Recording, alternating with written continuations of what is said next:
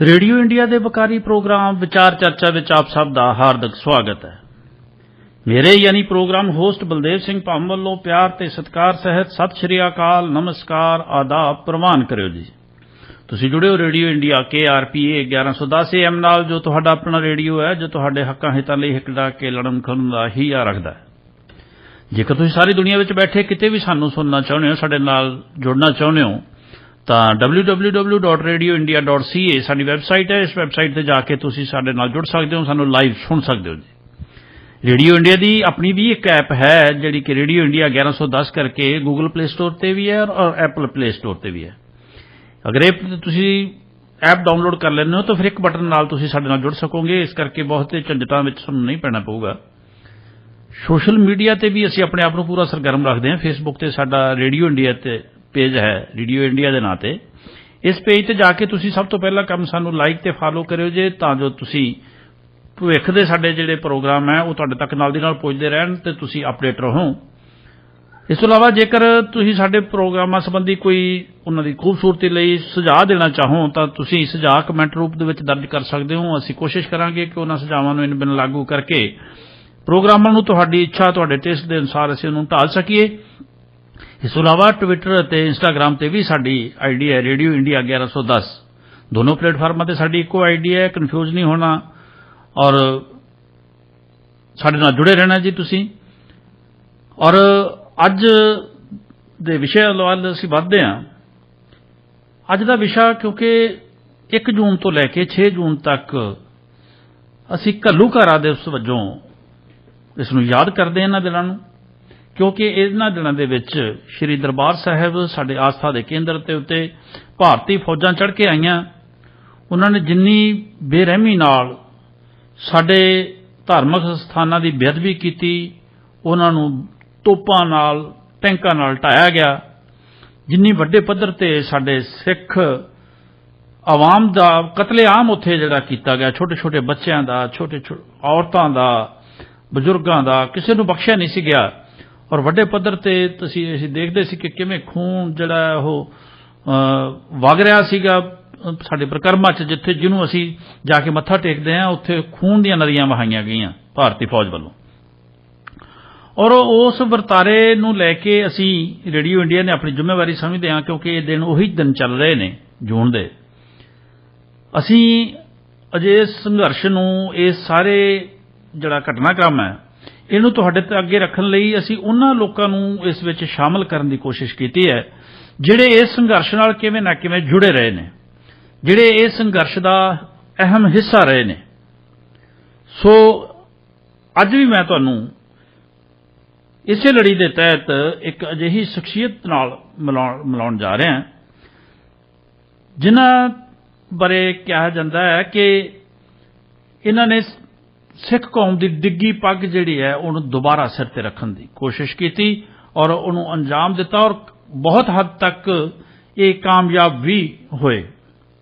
भाई जिंदा भाई सुखा जिहड़े साडे पंथ दे महान शहीद है, जिन्हां ने सरदार भगत सिंह होणां दी तर्ज ते हस के फांसियां दे रस्से चुमे और बिना किसी अपील दे उन्होंने कोई रहम की अपील नहीं की और हसदे हसदे वो फांसी ते चढ़ गए, सिर्फ इसे करके कि असीं सुरक्षित रहीए, सारी साडी कौम जिहड़ी है सुरक्षित रहे। उसे संघर्ष दा उसे टीम दा जिंदा सुखे होना दे एक साथी नूं मैं तुहाडे नाल तुहाडे रूबरू करन जा रहा। मेरी मुराद है रणजीत सिंह कुकी गिल होना तो। भावें तुसीं अक्सर उन्हां नूं साडे प्रोग्रामां दे विच सुणदे रहंदे हो, वो बहुत विद्वता नाल सानूं वख-वख विषयां ते वख-वख तरीके नाल वो सानू संतुष्ट करने की कोशिश करते हैं। पर अज असीं उन्हां दी निजी जिंदगी बारे, उन्हां दे संघर्ष विच योगदान बारे, उन्हां दे पिछोकड़ बारे, उन्हां दे वर्तमान बारे खुले सवाल करांगे, तुहाडे वल्लों करांगे। सो सब तो पहला असीं स्वागत करांगे कुकी गिल जी दा। कुकी गिल जी तुहाडा स्वागत है रेडियो इंडिया दे प्रोग्राम विचार चर्चा विच।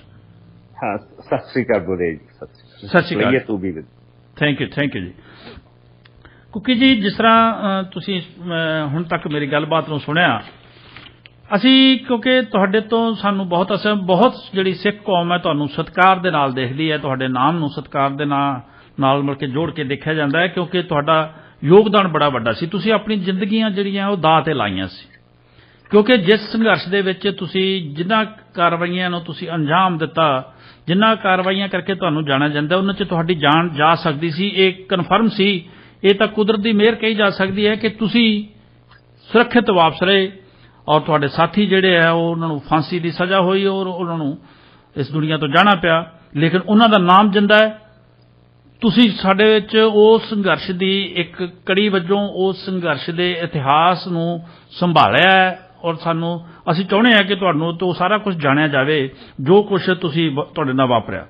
ਸਭ ਤੋਂ ਪਹਿਲਾਂ ਅਸੀਂ ਤੁਹਾਡੇ ਤੋਂ ਜਾਣਨਾ ਚਾਹਾਂਗੇ ਕਿ ਸਿੱਖ ਸੰਘਰਸ਼ ਸ਼ਾਮਲ ਹੋਣ ਤੋਂ ਪਹਿਲਾਂ, ਸਿੱਖ ਸੰਘਰਸ਼ ਜਦੋਂ ਸ਼ੁਰੂ ਹੁੰਦਾ ਹੈ ਉਦੋਂ ਤੁਹਾਡੀ ਜਿਹੜਾ ਮਤਲਬ ਕਿ ਰਹਿਣ ਸਹਿਣ ਤੁਹਾਡਾ ਕਿਸ ਤਰ੍ਹਾਂ ਦਾ ਸੀ ਔਰ ਤੁਹਾਡੀ ਸੋਚ ਜਿਹੜੀ ਹੈ ਕਿਹੋ ਜਿਹੀ ਸੀ? ਕਿਉਂਕਿ ਤੁਸੀਂ ਪੰਜਾਬ ਦੀ ਇੱਕ ਬਹੁਤ ਵੱਡੀ ਅਕਾਦਮਿਕ ਸ਼ਖਸੀਅਤ ਜਿਹੜੀ ਡਾਕਟਰ ਖੇਮ ਸਿੰਘ ਗਿੱਲ ਹੁਣਾਂ ਦੇ ਹੋਣਹਾਰ ਫਰਜ਼ੰਦ ਹੋ ਔਰ ਇਹ ਸਾਡੇ ਵਾਸਤੇ ਇਹ ਵੀ ਬਹੁਤ ਵੱਡੀ ਗੱਲ ਸੀ ਕਿ ਡਾਕਟਰ ਖੇਮ ਸਿੰਘ ਗਿੱਲ ਵਰਗੇ ਸ਼ਖਸੀਅਤ ਦੇ ਪਰਿਵਾਰ 'ਚੋਂ ਤੁਸੀਂ ਹੋ ਔਰ ਉਸ ਤੋਂ ਬਾਅਦ ਤੁਹਾਡੀ ਜਿਹੜੀ ਵੱਖਰੀ ਤਰ੍ਹਾਂ ਦੀ ਇੱਕ ਅਸੀਂ ਮਹਿਸੂਸ ਕੀਤਾ ਕਿ ਤੁਸੀਂ ਜਿਹੜਾ ਕੌਮ ਦੀ ਖਾਤਰ ਕੀਤਾ।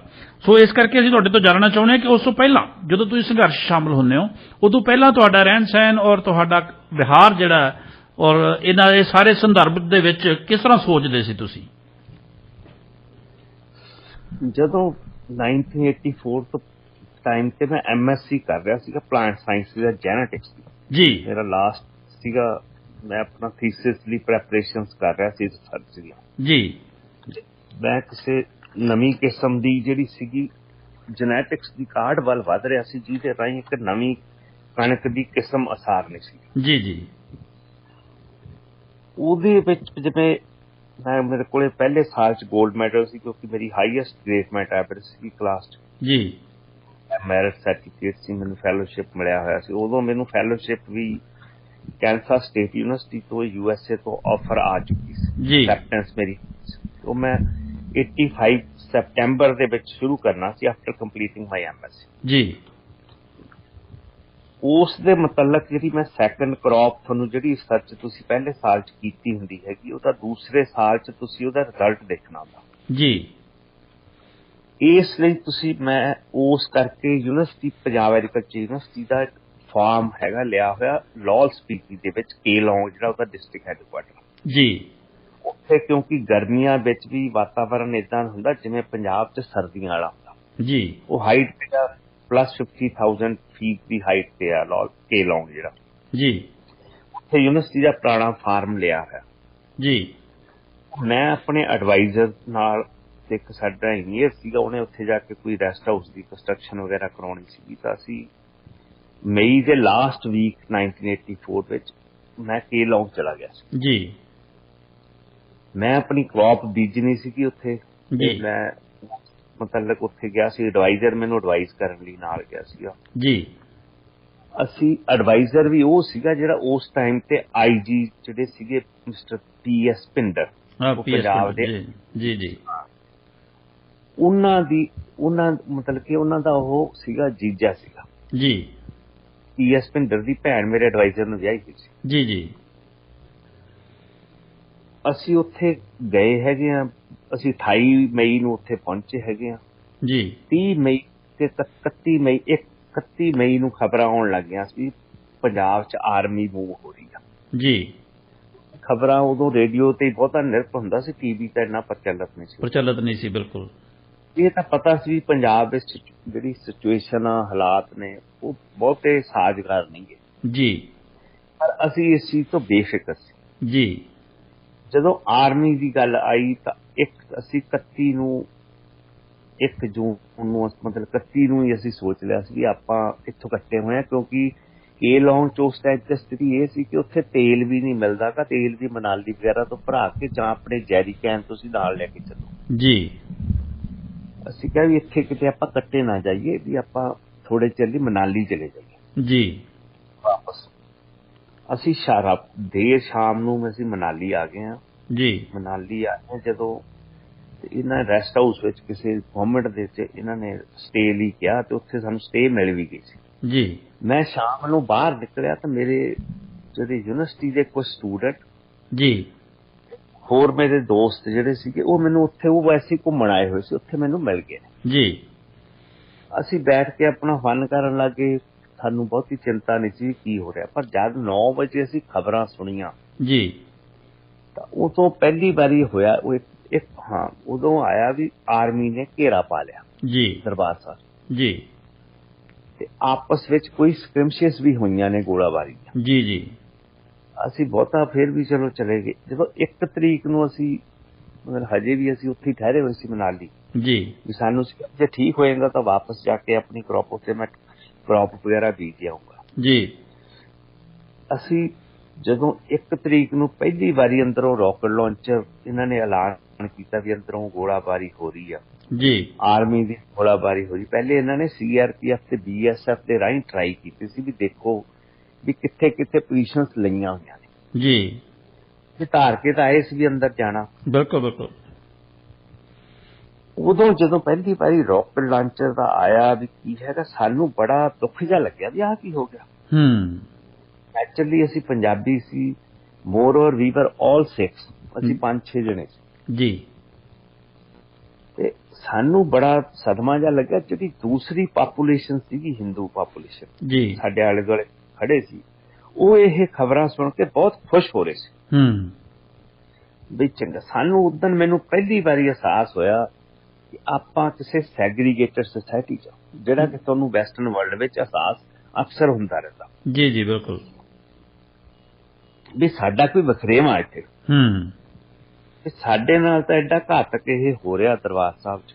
ਜੀ। ਇਹ ਬੰਦੇ ਖੁਸ਼ੀ ਮਨਾ ਰਹੇ ਆ। ਜੀ। ਉਹਦਾ ਪ੍ਰਗਟਾਵਾ ਜਦੋਂ 6 ਜੂਨ ਨੂੰ ਆਰਮੀ ਜਿੱਤ ਕੇ 7 ਨੂੰ ਉੱਥੋਂ ਨਿਕਲੀ ਆ ਦਰਬਾਰ ਸਾਹਿਬ 'ਚੋਂ, ਜੀ। ਉਦੋਂ ਜਿਹੜੀ ਅੰਮ੍ਰਿਤਸਰ ਦੀ ਹਿੰਦੂ ਪਾਪੂਲੇਸ਼ਨ ਸੀ ਉੱਥੇ ਆਲੇ ਦੁਆਲੇ, ਉਹਨਾਂ ਨੇ ਆਰਮੀ ਵਾਲਿਆਂ ਨੂੰ ਲੱਡੂ ਖਵਾਏ ਆ, ਉਹਨਾਂ ਦੇ ਗਲਾਂ 'ਚ ਹਾਰ ਪਾਏ ਆ, ਜਿਵੇਂ ਕਿਤੇ ਉਹ ਬਹੁਤ ਵੱਡੀ ਜੰਗ ਜਿੱਤ ਕੇ ਆਏ ਹੁੰਦੇ। ਇਹ ਨਹੀਂ ਸੋਚ ਰਹੇ ਸੀ ਕਿ ਸਾਡੇ ਹੀ ਲੋਕਾਂ ਨੂੰ ਮਾਰ ਕੇ ਆਏ ਆ। ਜੀ। ਜੀ।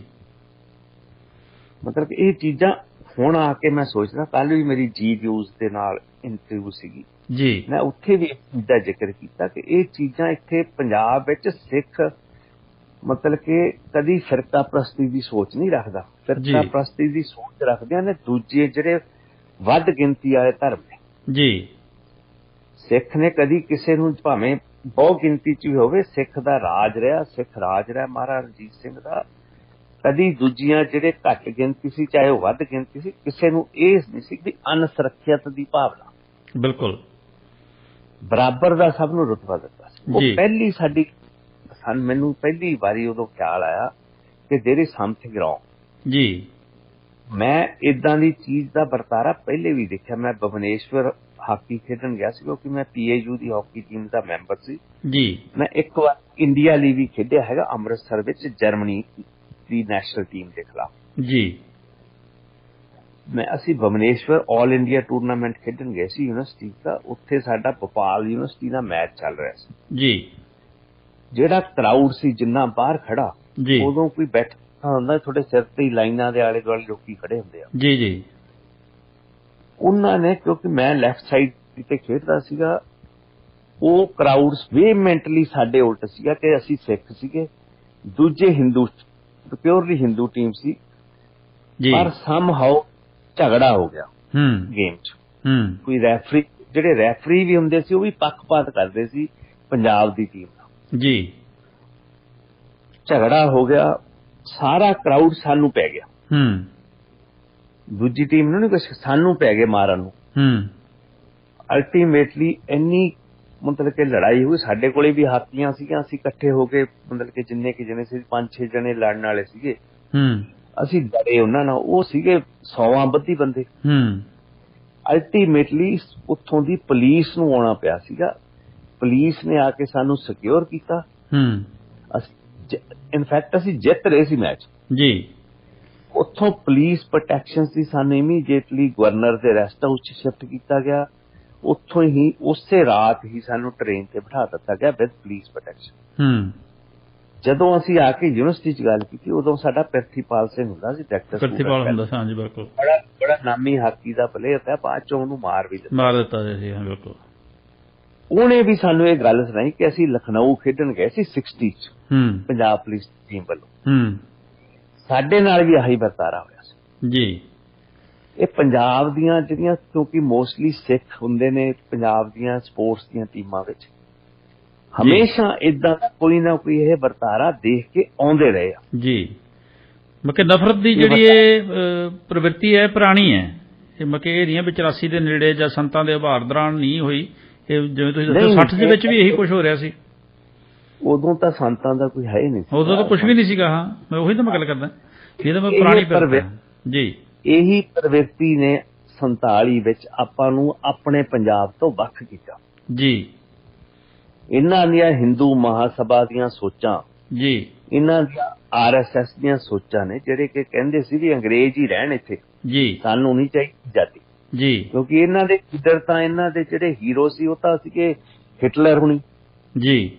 ਪਰ ਅਸੀਂ, ਸਾਡੇ ਲੀਡਰ, ਸਾਡਾ ਆਵਾਮ ਸਮਝ ਨਹੀਂ ਸਕਿਆ 47 ਚ ਕਿ ਆਪਾਂ ਕਿਹਦੇ ਗਾਲਾਂ ਕੇ ਲੱਗ ਰਹੇ ਹਾਂ। ਜੀ ਬਿਲਕੁਲ ਬਿਲਕੁਲ। ਜਿਨ੍ਹਾਂ ਨੇ ਬਹੁਤ ਵੱਡੇ, ਇਹਨਾਂ ਨੂੰ ਸ਼ੁਰੂ, ਮੈਂ ਜਸਵੰਤ ਸਿੰਘ ਕਮਲ ਹੁਣਾਂ ਨੂੰ ਆਪਣੇ ਸਮੇਂ ਚ ਮਿਲਿਆ ਜੀ, ਮਤਲਬ ਕਿ ਉਹਨਾਂ ਦੀ ਡੈਥ ਤੋਂ ਕਈ ਸਾਲ ਪਹਿਲੇ ਮੈਂ ਪਿੰਡ ਗਿਆ ਉਹਨਾਂ ਜੀ, ਮੈਂ ਚੇਚਾ ਉਹਨਾਂ ਨੂੰ ਮਿਲਣ ਗਿਆ। ਮੈਨੂੰ ਮਤਲਬ ਕਿ ਉਹ ਕਾਫੀ ਚੰਗਾ ਲਿਖਦੇ ਨੇ, ਚੰਗਾ ਲਿਖਾਰੀ ਆ।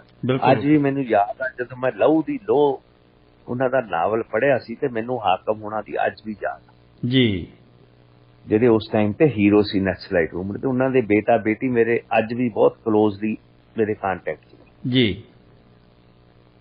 ਬਾਅਦ ਚ ਹਾਕਮ ਸੰਤਾਂ ਨਾਲ ਵੀ ਆ ਕੇ ਰਲ ਗਿਆ ਸੀ ਜੀ, ਪਰ ਬੜਾ ਨਾਮੀ ਬੰਦਾ ਹੋਇਆ ਨਕਸਲਵਾੜੀ ਮੂਵਮੈਂਟ ਚ ਜੀ। ਇਹ ਤੇਨੇ ਨਾਵਲ ਲਿਖਿਆ ਸੀ ਲਹੂ ਦੀ ਲੋਹ ਜੀ ਜੀ। ਸਰ ਜਸਵੰਤ ਸਿੰਘ ਕਮਲ ਮੈਨੂੰ ਦੱਸਦੇ ਆ ਵੀ 1940 ਦੀ ਵਾਕਿਆ ਦੱਸਦੇ ਆ ਵੀ ਜਿਨ੍ਹਾਂ ਨੇ ਉਦੋਂ SGPC ਚ ਕੰਮ ਕਰਦੇ ਹੁੰਦੇ ਸੀ ਜੀ, ਉੱਥੇ ਹੀ ਰਹਿ ਕੇ ਉਹਨਾਂ ਨੇ ਆਪਣਾ ਪਹਿਲਾ ਨਾਵਲ ਲਿਖਿਆ ਸੀ।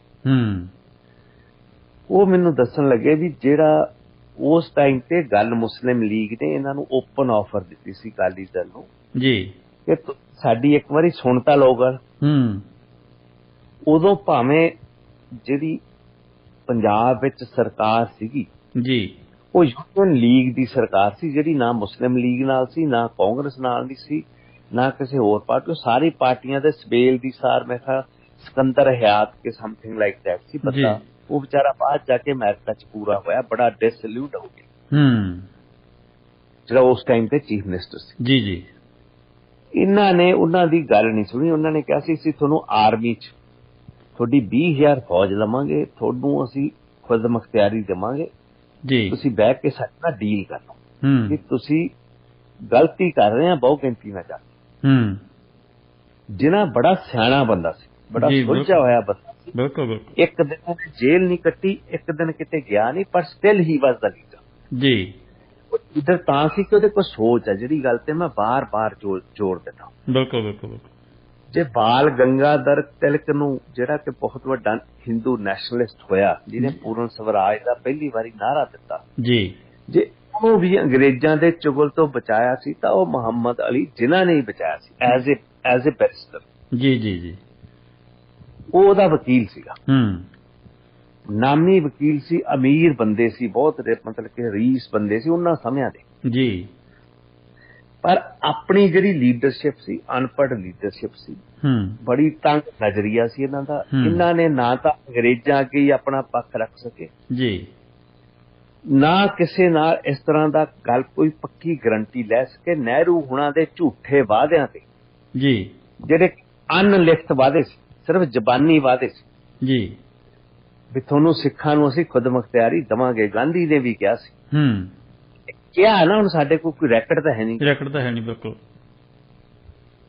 ਜਾਂ ਤਾਂ ਉਹਨਾਂ ਤੋਂ ਲਿਖਾਉਂਦੇ, ਉਹਨਾਂ ਨਾਲ ਸੰਧੀ ਕਰਦੇ। ਜਦੋਂ ਤੁਹਾਨੂੰ ਤੀਜੀ ਧਿਰ ਵਜੋਂ ਅੰਗਰੇਜ਼ ਬੁਲਾ ਰਹੇ ਸੀ ਗੱਲਬਾਤ ਲਈ, ਉਹ ਬੰਗਾਲੀਆਂ ਨੂੰ ਨਹੀਂ ਸੀ ਬੁਲਾ ਰਹੇ, ਤੁਹਾਨੂੰ ਕਿਉਂ ਬੁਲਾ ਰਹੇ ਸੀ? ਇਹਦਾ ਮਤਲਬ ਅੰਗਰੇਜ਼ ਸਮਝਦੇ ਸੀ ਆ ਤੀਜੀ ਧਿਰ ਆ। ਬਿਲਕੁਲ। ਇੱਥੇ ਪਾਰਸੀ ਵੀ ਸੀ, ਇੱਥੇ ਜੈਨੀ ਵੀ ਸੀ, ਇੱਥੇ ਬੋਧੀ ਵੀ ਸੀ ਜੀ ਜੀ ਜੀ, ਇੱਥੇ ਤਾਮਿਲ ਵੀ ਸੀ, ਉਹਨਾਂ ਨੂੰ ਕਿਸੇ ਨੂੰ ਨਹੀਂ ਬੁਲਾਇਆ। ਬਿਲਕੁਲ। ਆਪਾਂ ਲੂਜ਼ ਕੀਤੀ ਆ ਜਿਹੜੀ 63-84 ਚ ਆਈ ਹੈ, 63-84 ਚ ਨਹੀਂ ਆਈ ਹੈ, 63-47 ਤੋਂ ਪਹਿਲੇ ਆ ਚੁੱਕੀ ਸੀ ਜੀ ਜੀ। ਬਿਲਕੁਲ ਬਿਲਕੁਲ। 47 ਦੀ ਸਨ ਉਹ 63 ਮੈਨੂੰ ਉਦਣ ਉੱਥੇ 1 ਜੂਨ 1984 ਨੂੰ ਦਿਖੀ ਜੀ। ਕਿਉਂਕਿ ਅਸੀਂ ਵੀ ਇੰਨਾ ਢੰਗਾਈ 'ਚ ਕਦੀ ਸੋਚਿਆ ਹੀ ਨਹੀਂ ਸੀ। ਸੋਚਿਆ ਨਹੀਂ ਸੀਗਾ ਵੀ। ਅਸੀਂ ਤਾਂ ਬੱਚੇ ਦਾ ਕੀ ਹੁੰਦਾ, ਬੱਚੇ ਨੂੰ ਘਰੋਂ ਵੀ ਇਹੀ ਹੁੰਦਾ ਵੀ ਪੜ੍ਹ ਲਾ ਕਾਕਾ, ਪੜ੍ਹ ਲਾ, ਪੜ੍ਹ ਕੇ ਅਫਸਰ ਬਣ ਜਾਏਗਾ, ਤੇਰੀ ਜੀਵਨ ਵਧੀਆ ਬਣ ਜਾਊਗਾ, ਤੇਰੀ ਲਾਈਫ ਚੱਲ ਪਊਗੀ, ਹਨਾ। ਆਪਣੇ ਘਰਾਂ 'ਚ ਆਹੀ ਸੋਚਿਆ ਜਾਂਦਾ। ਆਪਣੇ ਘਰਾਂ 'ਚ ਕਦੀ ਇਹ ਨਹੀਂ ਵਿਚਾਰਿਆ ਜਾਂਦਾ ਵੀ ਆਪਣੇ ਆਲੇ ਦੁਆਲੇ ਕੀ ਮਾਹੌਲ ਆ, ਕਿਵੇਂ ਆਪਾਂ ਬਣੇ ਆ। ਹਾਂ, ਵੱਧ ਤੋਂ ਵੱਧ ਆਪਾਂ ਨੂੰ ਗੁਰੂ ਸਾਹਿਬਾਨ ਦੀਆਂ ਸਾਖੀਆਂ ਸੁਣਾ ਦਿੰਦੀ ਜੀ। ਕਦੇ ਸੋਸ਼ਲ ਵਾਰਤਾਲਾਪ ਨਹੀਂ ਹੁੰਦੀ ਆਪਣੇ ਘਰਾਂ 'ਚ, ਨਹੀਂ ਹੁੰਦੀ, ਬਿਲਕੁਲ। ਮੈਂ ਇੱਕ ਬੁੱਕ ਪੜ੍ਹੀ ਸੀਗੀ, ਫਰਾਂਸ ਦਾ ਬੜਾ ਨਾਮੀ ਬੰਦਾ ਜੀ, ਉਹਦਾ ਮੈਨੂੰ ਨਾਮ ਭੁੱਲ ਗਿਆ ਬੰਦੇ ਦਾ, ਚਲੋ ਵਿੱਚ ਆ ਜਾਊਗਾ ਖਿਆਲ ਜੀ। ਬੁੱਕ ਲਿਖੀ ਸੀ ਬਦਲ ਕੇ, ਟਾਕ ਬਿਟਵੀਨ ਏ ਫਿਲਾਸਫਰ ਜੀ ਐਂਡ ਏ ਮੌਂਕ। ਜੀ। ਉਹ ਜਿਹੜਾ ਇੱਕ ਬਹੁਤ ਨਾਮੀ ਮੋਲੀਕੂਲਰ ਜੈਨੇਟਿਸਟ ਸੀਗਾ ਬੰਦਾ, ਲੂਇਸ ਪਾਸਚਰ ਯੂਨੀਵਰਸਿਟੀ ਪ੍ਰੋਫੈਸਰ ਸੀਗਾ ਜੀ। ਉਹਨੇ ਜਦੋਂ ਆਪਣੇ ਜ਼ਿੰਦਗੀ ਦੇ 60ਵੇਂ 'ਚ ਆਇਆ, ਉਹਨੇ ਕਿਹਾ ਮੈਂ ਆਪਣੀ ਲਾਈਫ 'ਚ ਖੁਸ਼ ਨਹੀਂਗਾ। ਉਹ ਸਭ ਕੁਝ ਛੱਡ ਛੜਾ ਕੇ ਨਾ ਧਰਮਸ਼ਾਲਾ ਆ ਗਿਆ। ਉਹਨੇ ਆ ਕੇ ਦਲਾਈ ਲਾਮੇ ਕੋਲੇ ਸ਼ਰਨ ਲੈ ਲਈ। ਦਲਾਈ ਲਾਮੇ ਨਾਲ ਹੋ ਰਿਹਾ, ਇਹ ਮਤਲਬ ਕਿ ਫੈਕਚੁਅਲ ਸਟੋਰੀ ਆ। ਜੀ ਜੀ। ਉਹਨੇ ਆ ਕੇ ਉੱਥੇ ਸ਼ਰਨ ਲੈ ਲਈ, ਉਹਨੂੰ ਐਨਲਾਈਟਨਮੈਂਟ ਵੀ, ਉਹਨਾਂ ਨਾਲ ਗੱਲਬਾਤ ਕਰ ਜੀ। ਬੋਧੀ ਨੇ ਜਿਹੜੇ ਦਲਾਈ ਲਾਮੇ ਹੋਣੀ, ਬੁੱਧ ਧਰਮ ਨਾਲ ਸੰਬੰਧਿਤ ਨੇ। ਫਿਰ ਉਹ ਇੱਥੇ ਰਿਹਾ ਕੁਝ ਸਾਲ। ਜਦੋਂ ਉਹ ਵਾਪਸ ਗਿਆ ਤਾਂ ਉਹਦਾ ਫਾਦਰ ਬੜਾ ਨਾਮੀ ਫਰਾਂਸ ਦਾ ਫਿਲਾਸਫਰ ਸੀਗਾ। ਜੀ ਜੀ ਜੀ।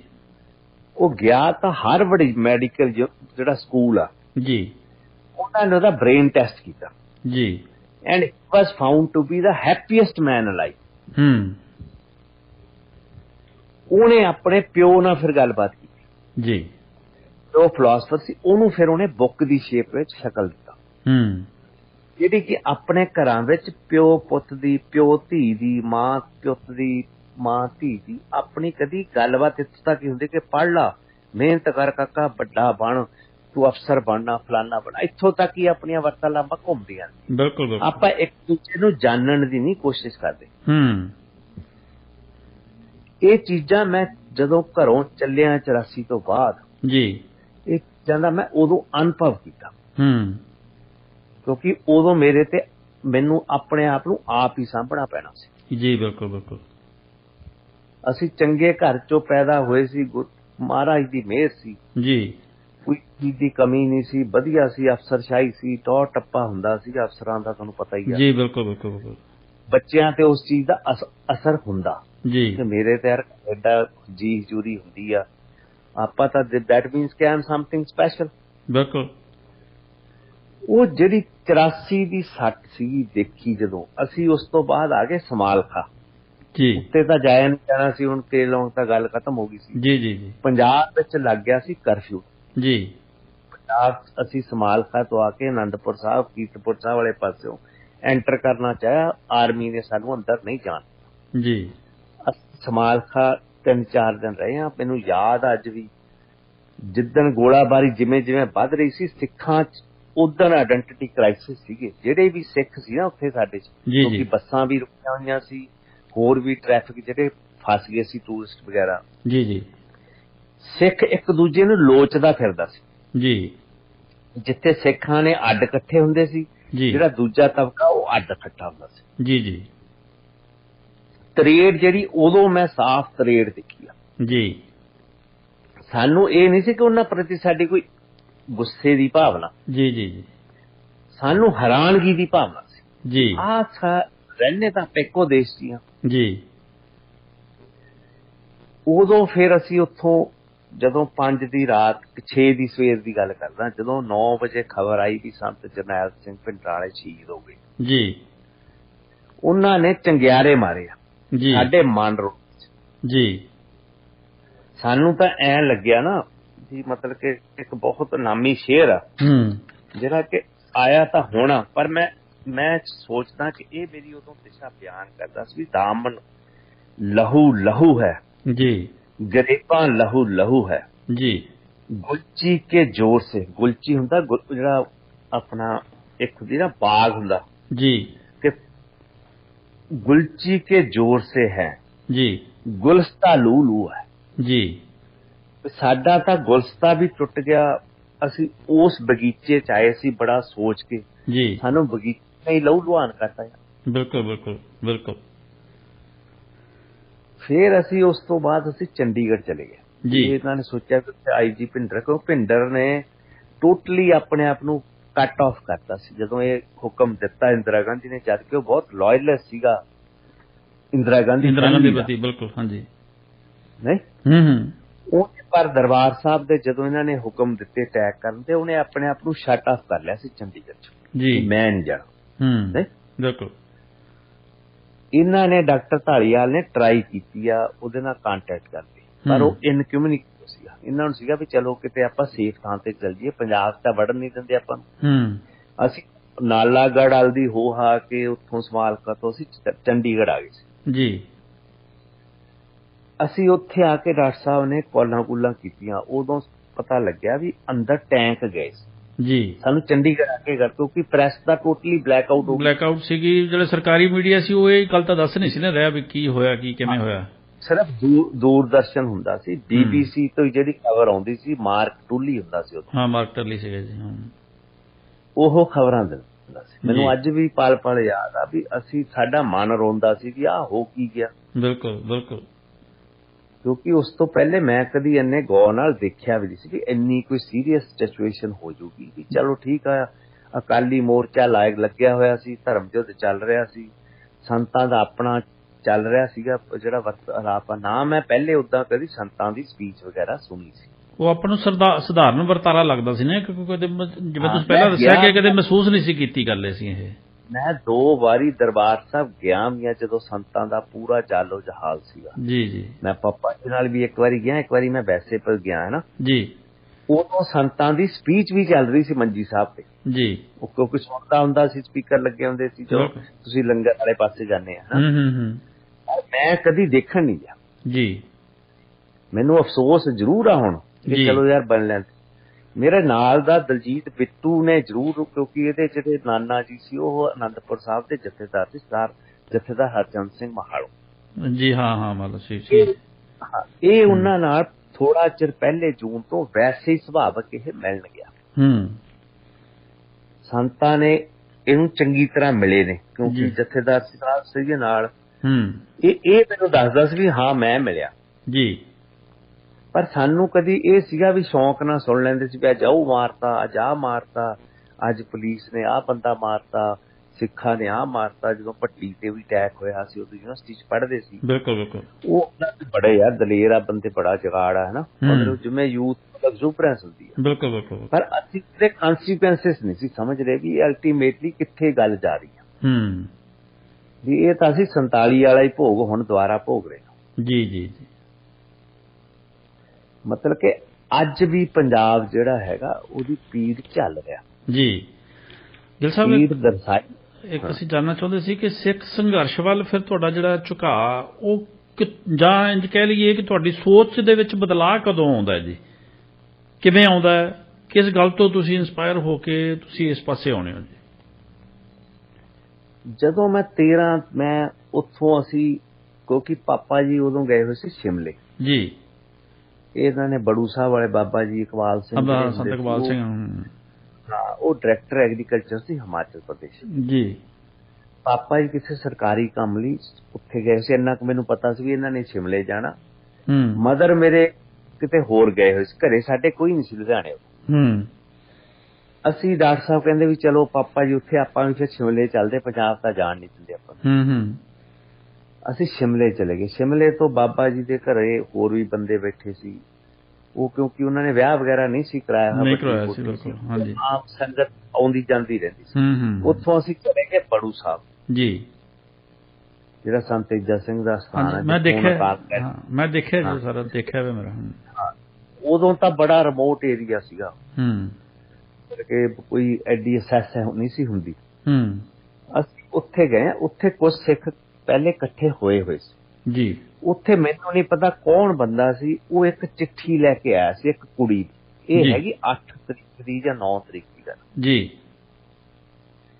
ਉਸ ਕੁੜੀ ਬੱਚੀ ਨੇ ਜਿਹੜੇ 6 ਤਰੀਕ ਤੱਕ ਦੀਆਂ ਈਵੈਂਟਸ ਦੇਖੀਆਂ ਸੀ ਦਰਬਾਰ ਸਾਹਿਬ ਜੀ।